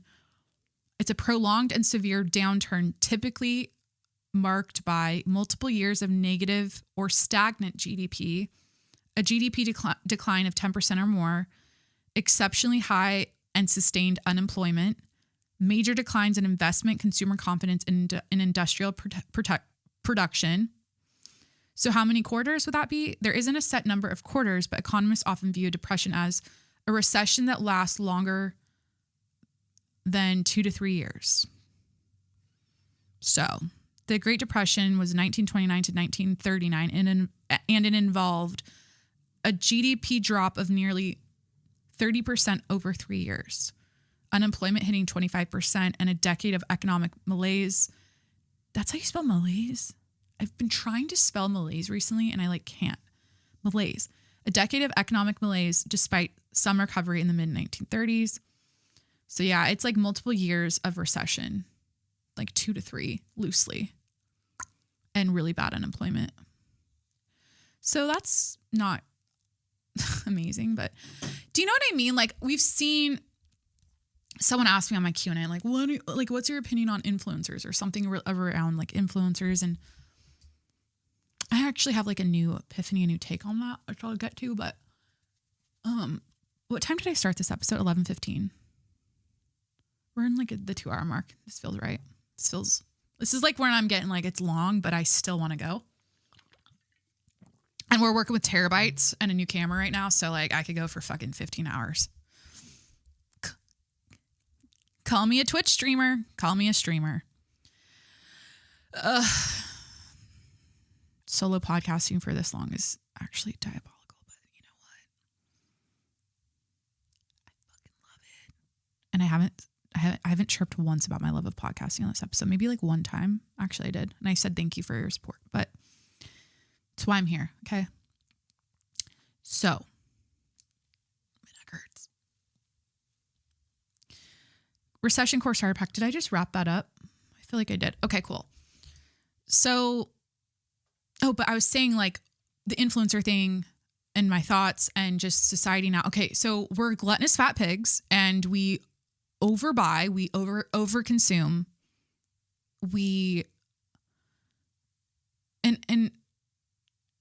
It when you have money and you can afford to nonstop buy inventory for your home and backstock of like candles and tchotchkes for every season, for every holiday, for every kid's party, for when you because you see these like beige moms and shout out like, you know what? If you had their money, if you had their life, you'd do it too, right? Like or maybe not. I think actually, because I always put myself in their shoes and I'm like, I'm talking about like, not like Kardashian level, but like maybe a step below, just uber wealthy. They have but then their entire business, they show every detail of their home and their life, and they promote the links to Amazon products that you can get that are like theirs, and they show you all the little whatever, that best outfits, the best products, I do it on my little scale over here. Okay, I'm not like completely shitting on it, but it's so crazy though. Like, I don't know if you got, and I don't think I follow a single one anymore, but there is a time where I was following a handful of these, I'm just going to call them like stay-at-home moms with just buying shit all the time and posting about all the time. And it got kind of eerie because I'm like, everything is identical. Like the homes look identical. The outfits look identical. The straws are all glass. The cups are all the same. The fucking water bottles are all the same. The accessories they're accessorizing with are all the same. So anyways, it got like it has really gotten to me, and I've always followed them because I think I value like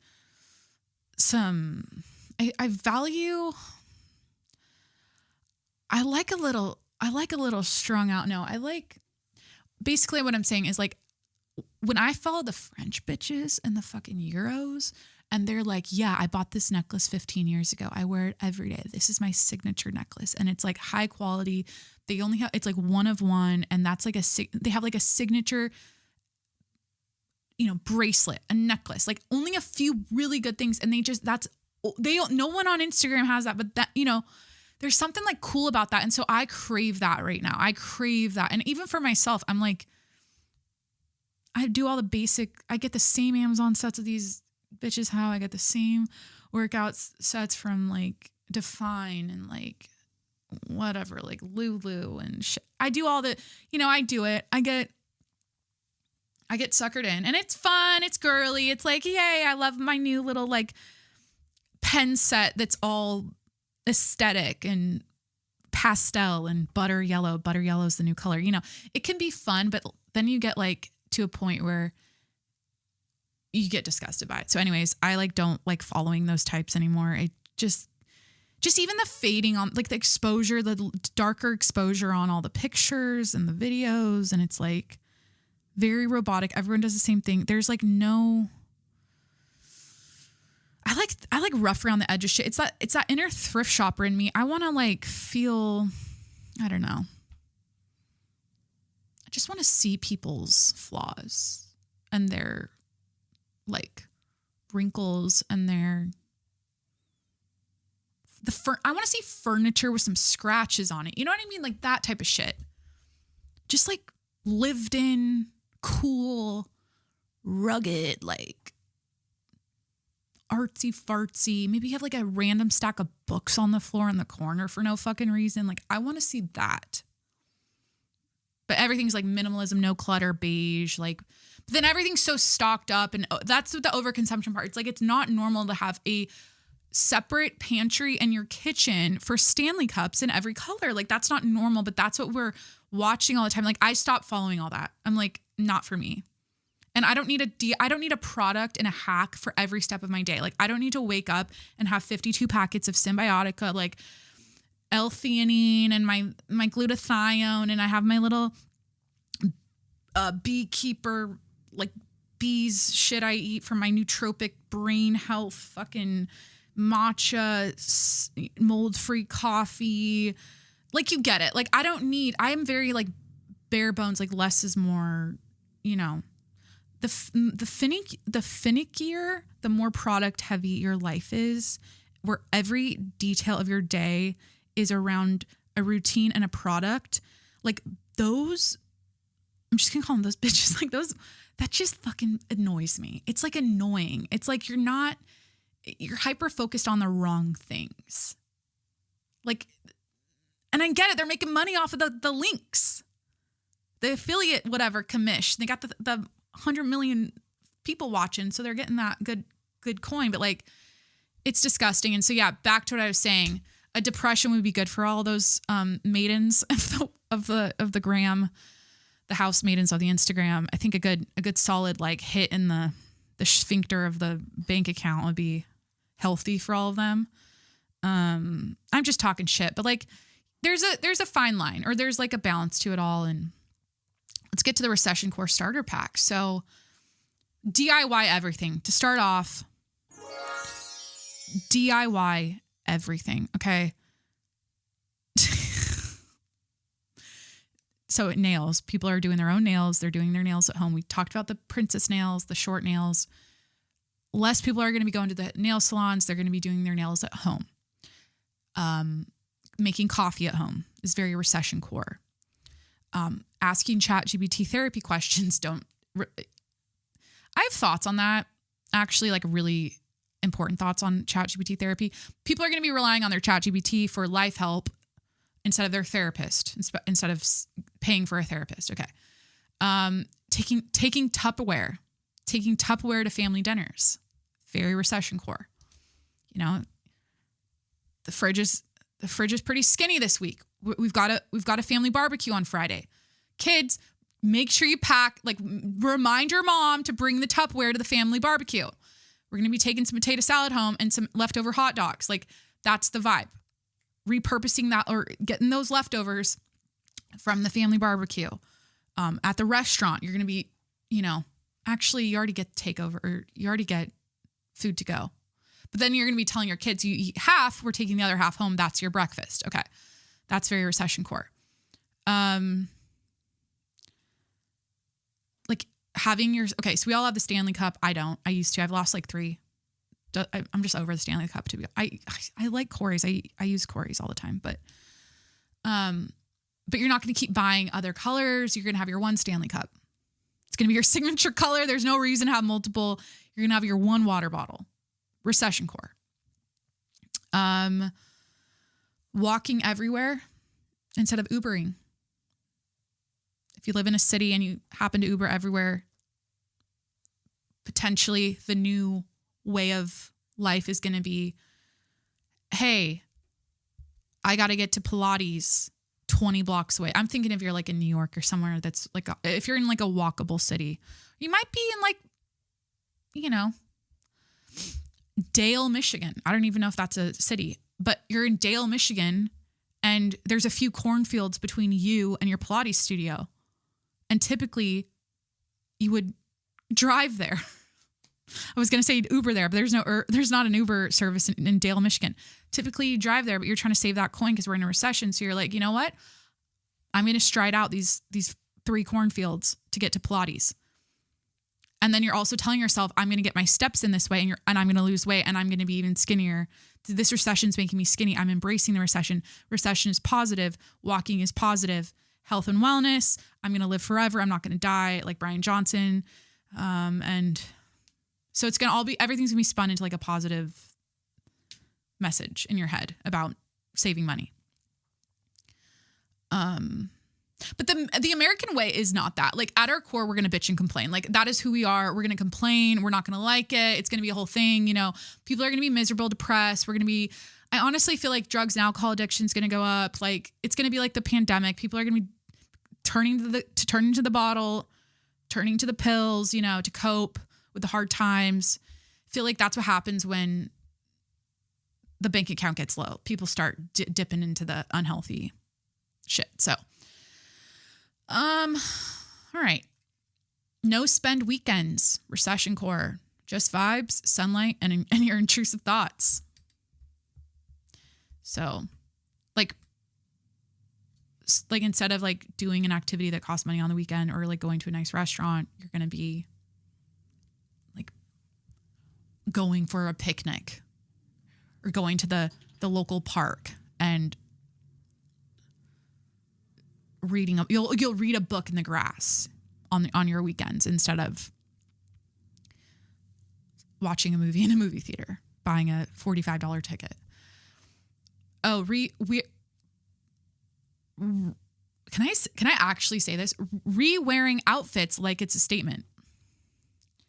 So capsule wardrobes, recession core, re-wearing the same thing all the time, recession core. It's the whole like not buying new stuff and using what you have idea. Slow fashion and thrifted pieces, very recession core. I'm not broke. Yes, I got this at a thrift store. That's not because I'm broke. It's because I'm ethical. This is ethical, sustainable fashion. And then like individual, you know what might come out of this is individuality, uniqueness. Like people are going to like discover who they really are, like their true identity, because they're going to have to be scrappy, right? They can't buy all this shit to stay relevant and stay up with the trends. They're going to have to like source their, own goods from their home that only they have, that's been in the back of their closet for 17 years. When was the last recession? 2008? Did I do that math right? That was just random. If I did that semi-close, like cool, but you get it. Like people are going to, they're going to have a coming to Jesus moment with themselves and their identities. And that's good. This is all good for society. I'm very pro-recession. Okay. Girl dinner of leftovers and pickles. Very recession core. Like snack plates, like, you've got pickles, string cheese. This is what's in your fridge. This is all that's left. Your paycheck doesn't come until next Friday. So you've got pickles, cheese, can of tuna in the way back because you put it in the fridge. If you're like me, you put your tuna in the fridge. You like it cold. Pickles, cheese, a can of tuna in the way back, some mustard. And if you're lucky, maybe some like salami, like that Columbus salami. That's kind of like, it never goes bad. Maybe get a little of that. Maybe there's like a vegetable, just like a raw carrot. There's always a raw carrot in the fridge that's like still there when it's grocery time. Like that's going to hold you over. So that's going to be like your girl dinner snack plate because that's all you have. And that paycheck's not hitting until next Friday. So girl dinner, recession core, dry shampoo and a prayer, recession core, using less product, not wasting as much water, dipping into that dry shampoo more often, stretching out your hair washes. Sourdough's kind of been a thing, but like that, you're going to see an uptick in sourdough because it's therapeutic. It's going to give you that sense of peace and calm when the bank account's low because you're like, I can produce a meal for my family with this loaf of bread. This will hold us over and sustain us for the weekend. It's only going to cost me $1.50. Not even, like a sourdough loaf is probably like 3 cents. So very recession core, sourdough. Selling stuff on Poshmark. Rent's due. I have a bunch of extra clothes and extra shit because I overspent during the good times when I, was suckered into the beige moms and the Amazon links. So, and what they were, when I was suckered into the beige moms, fucking A, dude, I can't do this. I need to end the episode. So now I have an excess of athleisure from Amazon that I'm going to sell on Poshmark so I can pay my rent on Friday. Minimalism, Poshmark, selling stuff, Facebook Marketplace. What's the other one? OfferUp. Oh, unsubscribing from subscriptions. Recession core, like anything that's on just auto pay. Like if your shit's on auto pay, you're going to un-auto pay all that. So you're just going to pay like when it, just so you can like make sure you don't get a withdrawal and then you don't have anything there. YouTube workouts, recession core. So like library books, going to the library, checking out a book instead of buying it for $14.99 or however books are like $20, I feel like. So you're going to get those calling Hoovers from your local library and not Amazon. Using every last drop of skincare products like I was saying I do. You're going to be like squeezing that shit out. Or you're going to be getting a Q-tip in there. You're going to be like, you're going to want some sort of small silicone device. That my recommendation is find something small in silicone that's long in your house to scrape out the remnants of your skincare products and your hair care products. So you don't have to like rebuy it as fast. Ew, this one's gross. The quiet luxury aesthetic with fast fashion basics. It's like the worst bullshit. See, this is the thing about the recession. People are going to try to maintain their appearance. People are going to try to maintain that quiet luxury aesthetic. Meanwhile, they have $13 in their bank account and it's just like, it's not it. Like wear the trash bag, what is like, so like, I feel like dressing poor is going to be like hot. Like dressing like honestly, like 2008 vibes. Like actually that was when the recession was. Oh my God, I just put that together. But like, that's kind of when fashion sucked. It was just like baby doll shirts, skinny jeans, pirate boots, big, thick waist belts, bubble necklaces from J. Crew. Like I'm thinking like early Vanderpump vibes, like those early episodes, like that'll be hot. I feel like it's kind of coming back, but it's kind of poor. Like it's giving like middle America. You're at a casino in Dale, Michigan, back to Dale, Michigan, and you're rubbing elbows with the locals and they're all dressing like that. They're playing bingo and they're in the baby doll, teal, black and white, wild pattern, thick strap, V-neck, baby doll. There's like a satin-ish band under the boob, flares out baby doll style. You've got the limited 2 jeans that are skinny. They're a dark wash. They're very stretchy. And then you've got the fake leather booties with a round toe and then like a chunky heel. And then also the hair clips or like the headband that like scrunches your hair. And then one of those like sequin bags. There, that's the new style. I'm not broke.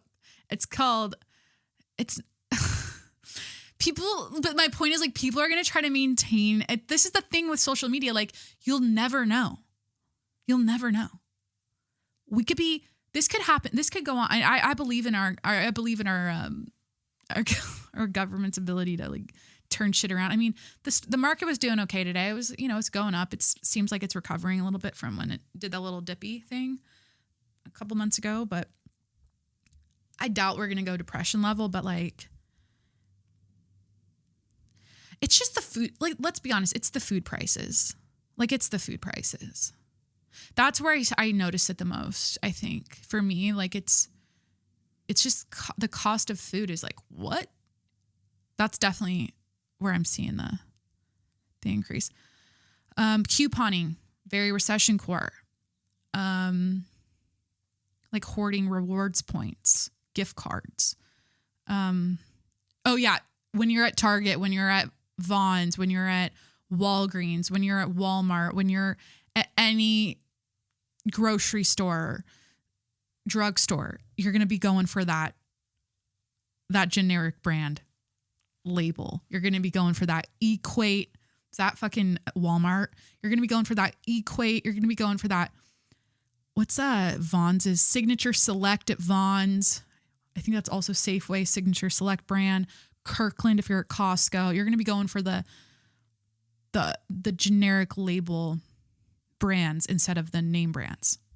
So you're not going to, no more Cetaphil. It's Equate. Equate Gentle Foaming Cleanser, not Cetaphil Gentle Foaming Cleanser. You're going to be saving about $1.50 on these purchases, and it's going to enable you, and it's going to make it easier when it's time to pay your rent. This one's wild. Candlelit nights for ambiance, aka saving on the electric bill. This is kind of depression era vibes, like fucking candlelight instead of electricity. I want to get an oil lamp. Because that shit was rocking for so many years. Like before they discovered the light bulb or whatever, Thomas Edison popped that out. Like it was oil lamps. Like you got your kerosene, you got your wick, you got your little knob, you got your beautiful, what are the candelabra? No, what's it called? When you put the candle in the glass, you got your beautiful like glass part, and then you turn on you light it, and you got the wick. The wick is sucking the oil and it's keeping it lit. Let there be light, Sharing streaming passwords with 6 friends.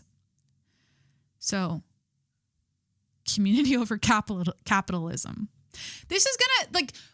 We need community as a society. We're so individual, we're so hermity, we're so stuck in our homes, work from home, podcast from home, social media influencer your life away at home. Everything's at home. Raise your babies alone. You don't have a village. You have no community. Like you're isolated. You're alone. You have no friends. Like you're socially retarded now because you don't fucking go out anymore. Nobody's at the club. Nobody's like interacting, or that's what this recession is going to do for us. It's going to give us that community feel.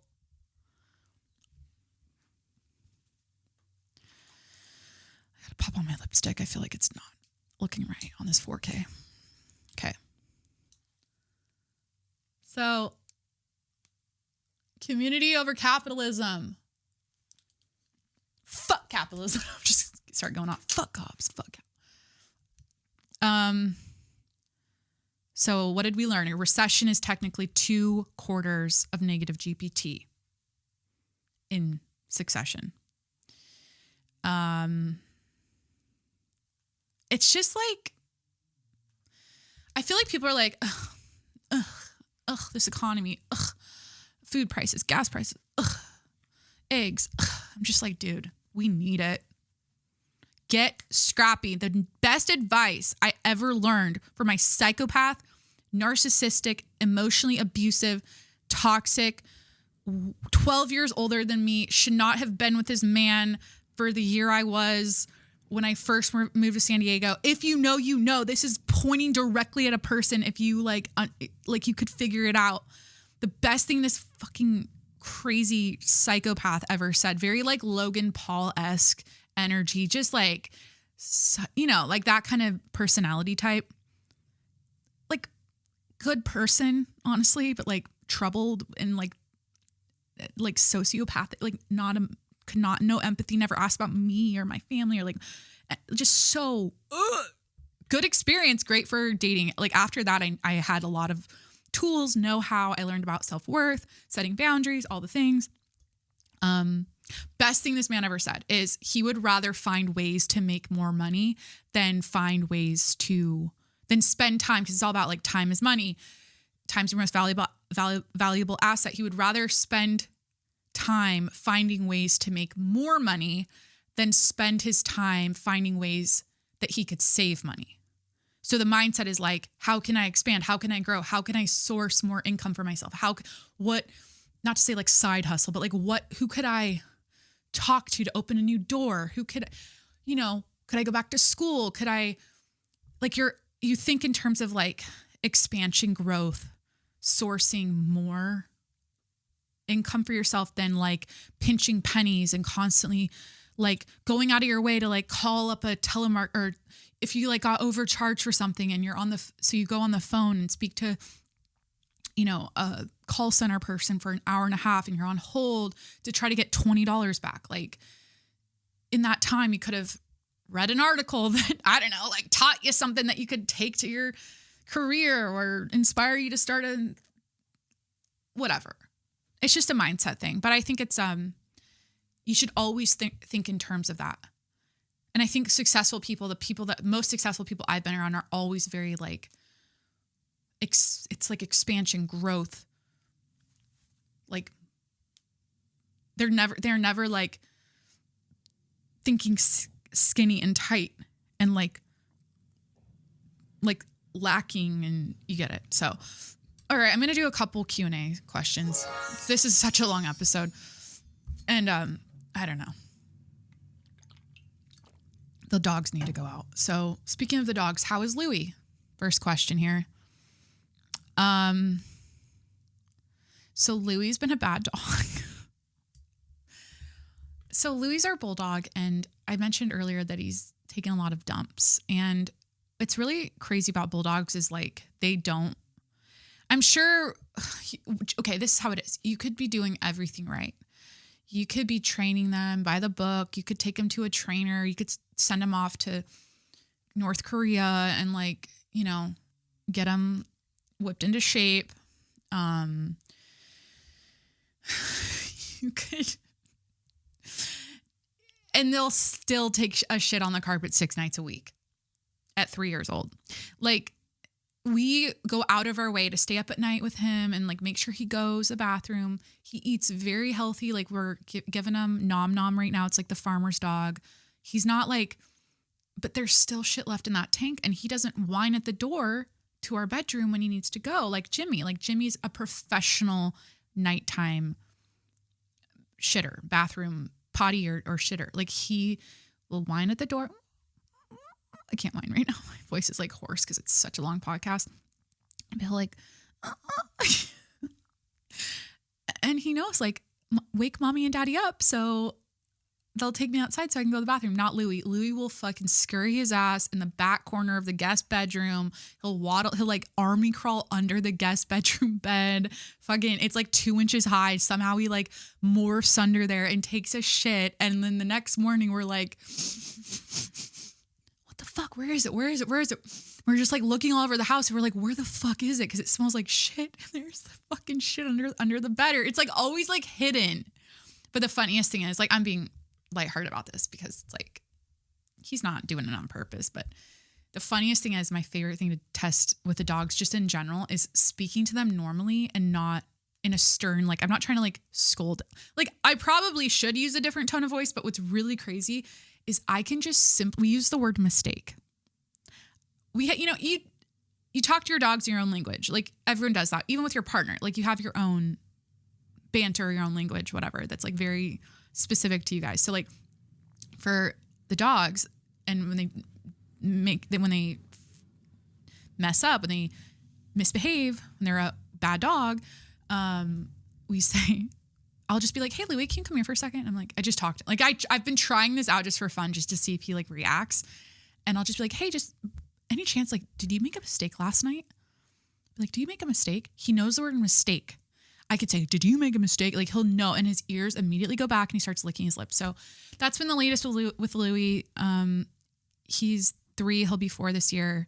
And he's in this phase of like taking potties on the carpet, taking shits. It's like, if you've had a bulldog, I think any bulldog owner I've talked to about their bulldog, it's like, they're just so hard to train and like discipline. Like they do whatever they want. And it's tough. They're not like a golden retriever. My golden retriever is perfectly potty trained. Like it took 3 months. I hit him on his butt one time very aggressively. I said, I had to like do a little butt tap, and then he never pissed on the carpet again. So next question. Let's do this one. What GLP-1 are you on? So I've talked about my GLP-1 journey, my slightly unnecessary GLP-1 journey. I'm on tirzepatide. Thanks for asking. I've talked about it a lot. If you're a new listener, I'm on tirzepatide. I love it. I have been really unapologetic about my use of GLP-1s because I truly have nothing to prove with my body. I'm not trying to like be someone who's like, look at me working out, like how like toned and fit I am. And it's because I work out so hard and I eat healthy. It's like, well, those things have always been true. I've always worked out. I've always been healthy. But I've also been open about like my struggles with my body image and my eating disorder for like my 10-year eating disorder and the depths of hell I was mentally with my body for so long. And so I've been really open about how I'm fully recovered, and I use tirzepatide as a tool to just honestly like make my life easier. I think if you're a fit person and you want to talk to your doctor, but go on a small dose to maintain your weight and keep your, honestly, the blood sugar thing I think is amazing. There's a ton of benefits. I like the neuroprotective benefits. I think my mental clarity's been so much better. That was one of the initial things I noticed about it. My sleep is better. My energy levels are better. There's so many things. It's a peptide. It's amazing. It's like, honestly, there's the food noise and the weight loss aspects and the blood sugar regulation. I think that's why people primarily take it. And I noticed that. I definitely obviously noticed that. But I think in general, it's a nice tool in your toolbox to have if you can get access to it. And if your doctor can, approves it and agrees with you. Like, cause I don't have the kind of weight on me that's like, oh, she needs, but I like to be a certain size and I work out very hard to maintain it. And so this just helps me. And that's the end of that. So I kind of already talked about this ish. Thoughts on influencers right now? ? So I had like a epiphany ish, or like I just had a moment with my girlfriends in Arizona where I was just like, I need to just fucking embrace that I'm probably, for a lot of people, an aspirational influencer. Like my life, what I talk about, whatever, just certain aspects of my life might go in that aspirational box. But I need to let go of feeling like a gluttonous fat pig about it, or like, just like I'm contributing bullshit to the internet. Like I had this complex for a long time where I'm like, who am I to talk about hair, skin, and makeup and show products and send links and do brand deals and like do this like influencer thing. Like, I just feel like I'm contributing to the garbage of the internet when I do it. And I'm like, this doesn't feel like it's aligning with me and like what I want to share with people and help people with, But then I reminded myself, I'm like, wait a minute, this is your life. You do love makeup. You do love skincare. You do like doing your hair. You do like being a girl and doing girly things and putting on a lash strip and a cute outfit and taking a photo and sharing it. Like there's nothing, that's your life. That's who you are. And so don't shame yourself about it. There's a audience of people out there that enjoy your content, that like that part of you, that follow you for that reason. And so I'm at this point now where I've talked it out about how I'm like, I want to be more educational. I want to only talk about things that are adding extreme value to my audience and their ears, instead of just mind-numbing bullshit all the time, which is what I call it. When in reality, there's a place for me, and I think I'm exactly where I'm meant to be, and I don't need to psychoanalyze it more than that. Like, just lean into being the beauty influencer. I love making makeup videos. I love makeup. I like the brands that, send me shit and I work with, and I like making podcasts, girly podcasts. I like outfits. I like Instagram pictures. I like TikToks. I like talking to the camera. I like it doesn't always need to be like I'm solving cancer. Like I think it should be, because I've always said this, like especially on the podcast, if I learn something new and I live on the show, for example, like I come to the show with something new I learned and I'm teaching it to you, then that's valuable. But I should myself about it. Like it's not serious of there's so many awful things happening in the world. I should be researching that. I should be discussing that. I shouldn't be talking about fucking makeup. Like but that's not, but that wouldn't be authentic to me. That would not be authentic. If I'm curious about the war in Gaza and the awful things happening to those children and I want to talk about here, then yeah, that week you'll hear about it and I'll come with the facts and I'll come with my opinions and the knowledge I have about it. And that'll be the topic of the week or whatever. But because I'm genuinely curious about it that week is my point. So I think across the board, I fall into that, like, aspirational, or I don't want to say aspirational, like, kind of like lifestyle. It's like lifestyle podcasting, raw and real content, female content, like girly content, makeup, like lifestyle beauty podcasting, and a little tinge of like sourdough and some sporty health and wellness shit. Period. That's what I'm about. And I'm just embracing it now. I think I had a lot of resistance and it held me back from showing up on my Instagram story and like posting more. And like, I don't know. I just feel like I was so in my head about it. And I'm like, this is what I need to be doing. And I don't need to be, I just need to fucking not overanalyze it. Cool. Would you ever add a co-host? Next question. Would you ever add or have a co-host? Probably not right now. I love the concept of having like a team of people on the show, like the H3 podcast. I fucking love that. And to be like part of a crew of people that podcast together would be really fun. I mean, right now it's my show. I could totally see myself obviously being a guest on other podcasts and like doing that route instead of having a co-host, or interviewing people every episode, which would be amazing, I think. But I am so down for remaining a solo podcast and being a solo podcast host. I think I love listening to solo podcasters. Like some of my favorite podcaster, I would say right now, is a solo podcaster. So I'm more, I feel like I'll do the guest thing, but probably not. I'll have guests here and there, I'm sure, in the future. Let's just put it that. I'm getting like out of breath. I'll do a couple more questions. Would you ever do Patreon calls again? Oh my God. So I used to do, it was my $20 a month tier. I would call people once a month for being a top tier member of my Patreon. And that was wild. I think I only had at the time like 15 Patreon subscribers, and I would make phone calls every month.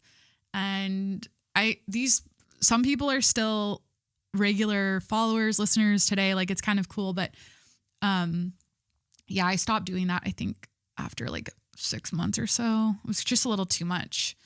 Maybe not even that long. I probably did it for the first like few months. It was like so fun. I was so energized about my show. I was like, I just want to like build this community and this audience. And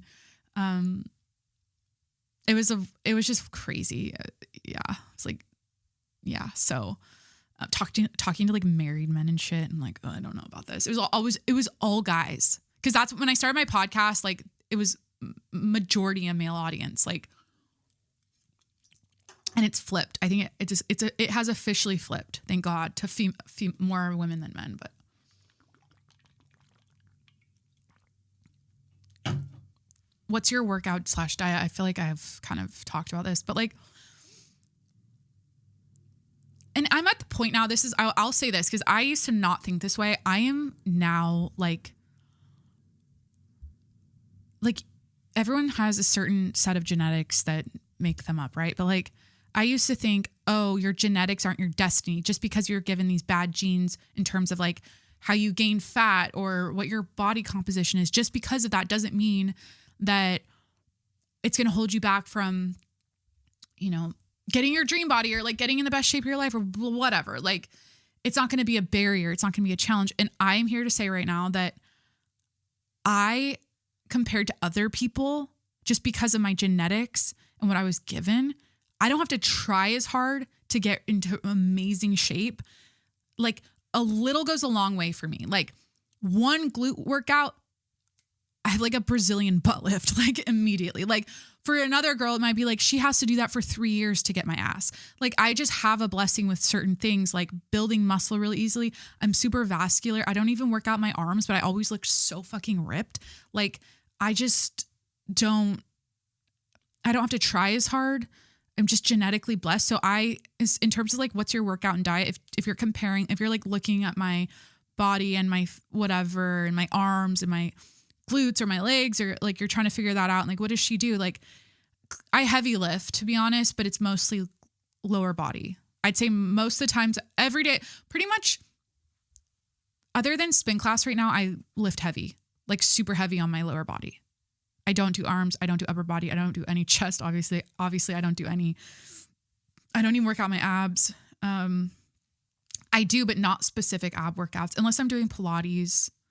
I might get back into Pilates after this Arizona trip. I'm like itching to do Pilates again. So, cause I did that before the wedding, but my diet is all over the place. Honestly, like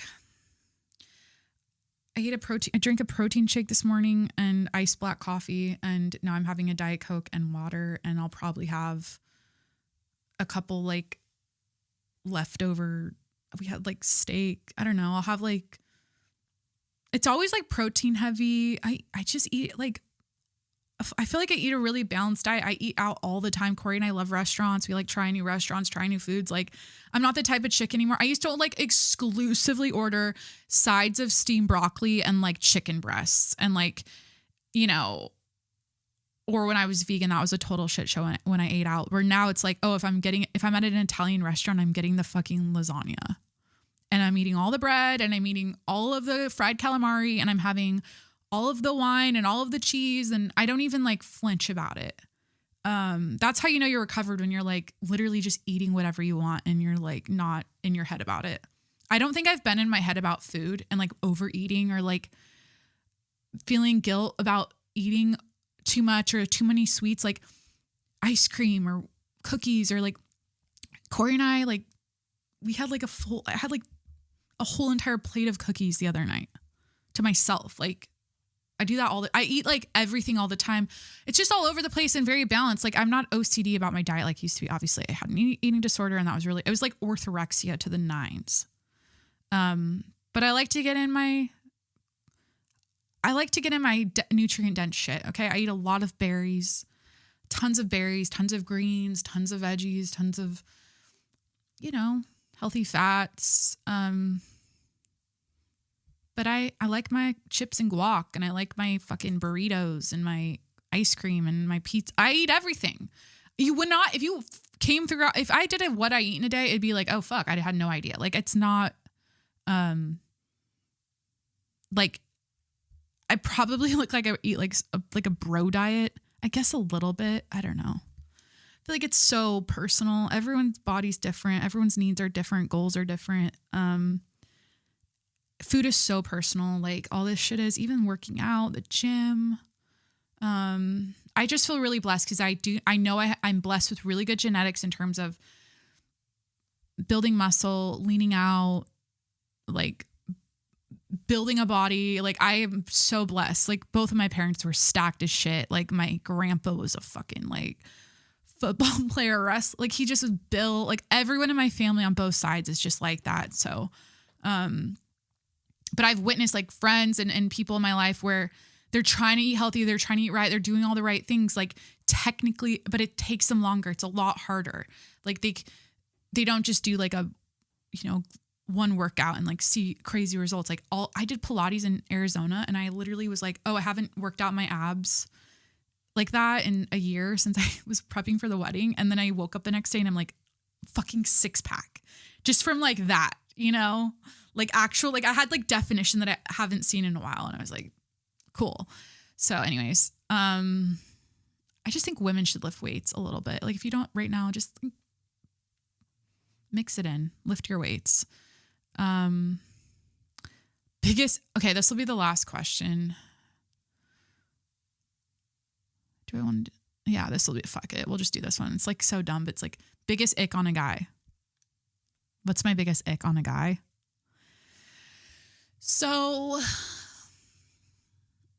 it's so funny because I always say this, like if you have icks or if you get the ick, it's like you just don't like them enough, because this is how I knew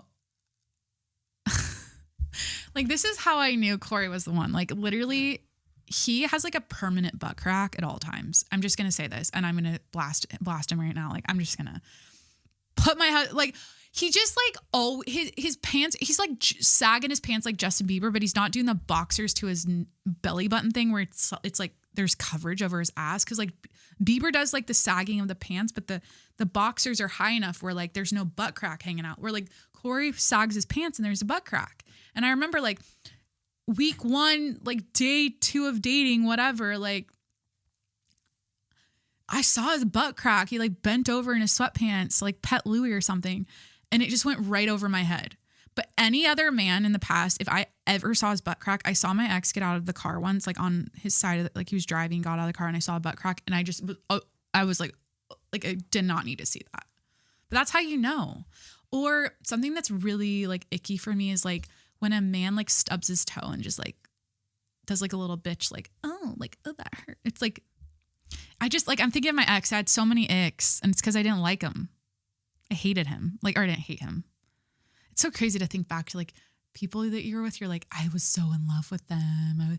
They were little, I love you so much. You're the love of my life. Goo goo gaga. And it's like this thing. And then it's like towards the end, you just end up like hating each other. And then you realize like they hated you the whole time, or like they never liked you for you. And it's like the fucking love part was all lip service. Like what? Or maybe they did love you, but like they also hate. Can you love someone and also hate them at the same time? I guess it's like toxic. It's like the high and the low and the roller. I'm not on a roller coaster with Corey in any way, shape or form. Like there's never a tinge of that ever. But he never gave me the ick for any reason. Yeah, but other icks, I mean, I think like the way they treat their sister, if they have a sister, or the way they talk about women.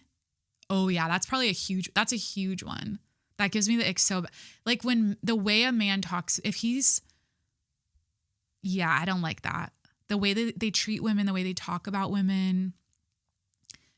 I get when men are like playful and they're being like funny about it and like they're acting like an old timey guy from the 20s talking about women, like get in the kitchen, make me a sandwich. Like I get the jokes, like that doesn't bother me. But like when they're sincere and like that is so icky, especially in 2025. I'm like, have we fucking learned?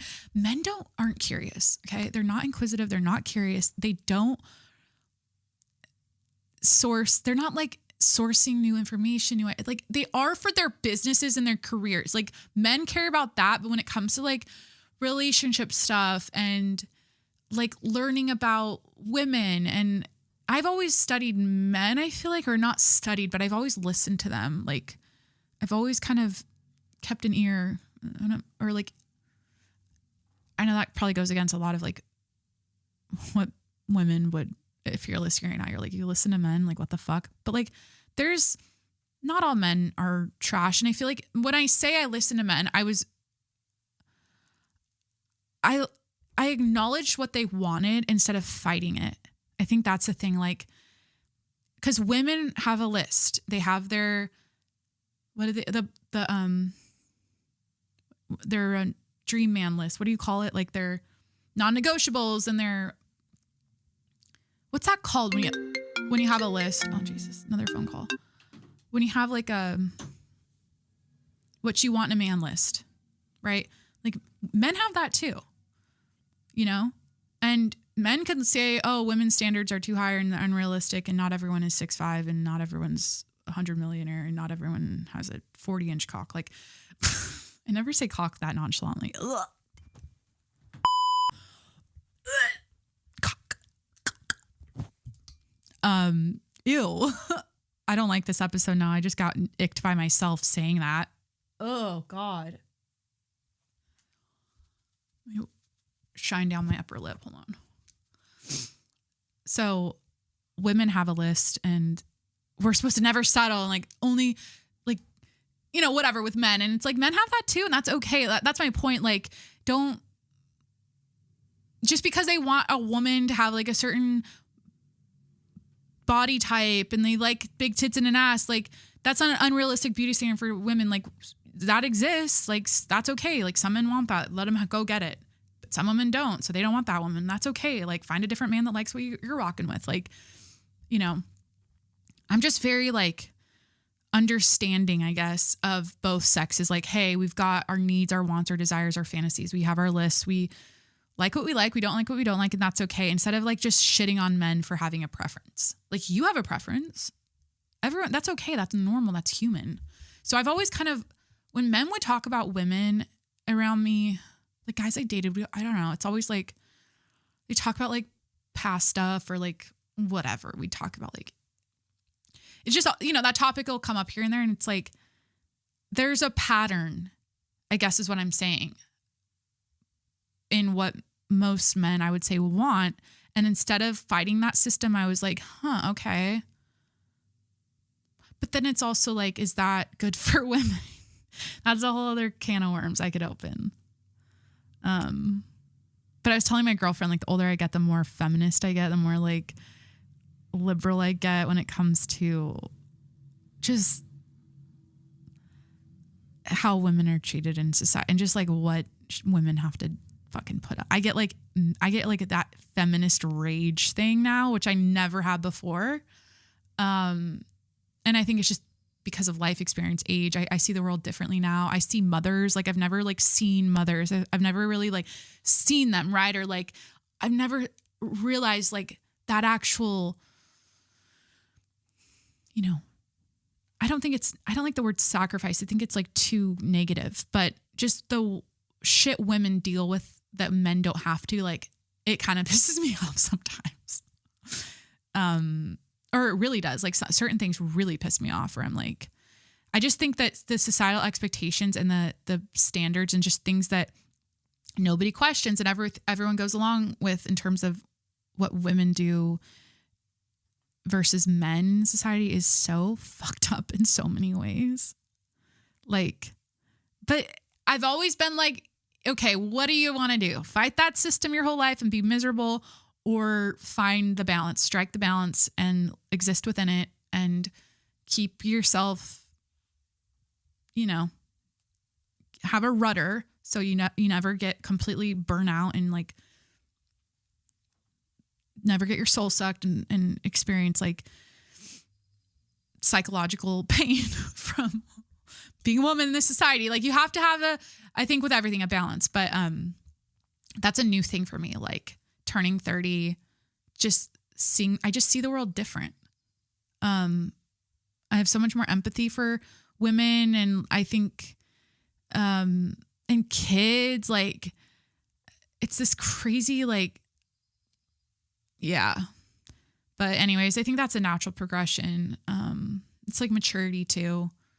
It's a new life chapter I'm in. Like there's so many amazing things that have come out of the last like couple of years, just growing up. So that's the episode. I'm literally going to fall asleep. Thank you so much for hanging out. Thanks for being here. Please hit that subscribe button wherever you're listening right now. I'm on Apple, Spotify, Google Podcasts, Stitcher, Breaker, Overcast, wherever you listen to podcasts. Please hit that subscribe button and review the show 5 stars while you're there. Really helps me out, helps people find out about the show. So if you're at this point of the show right now, if you're still, I'm trailing off, please review the show 5 stars and follow me on Instagram and TikTok at Jacqueline Monroe, and subscribe to my YouTube channel, The Jacqueline Monroe Show. This is a video and audio podcast. You can watch me on YouTube or Spotify, the video version. So go hang out with me over there. And if you want to support the show for $5 a month, patreon.com/TJMS. It's my little subscription service. Patreon.com/TJMS. All right, that's it. Thanks for hanging out, and I'll talk to you next week. Bye. I'll do what it takes. I ain't making mistakes like that.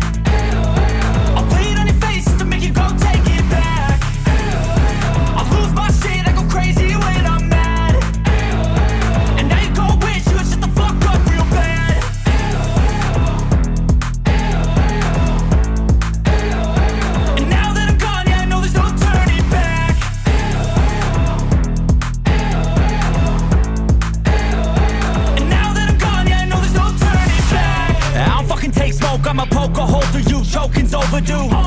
Come at me and you won't get any older, dude. Crack your holder too. Heating up inside of me, blood so violently. Thanks for trying me. Now it's finally time to see how this rivalry becomes a dynasty.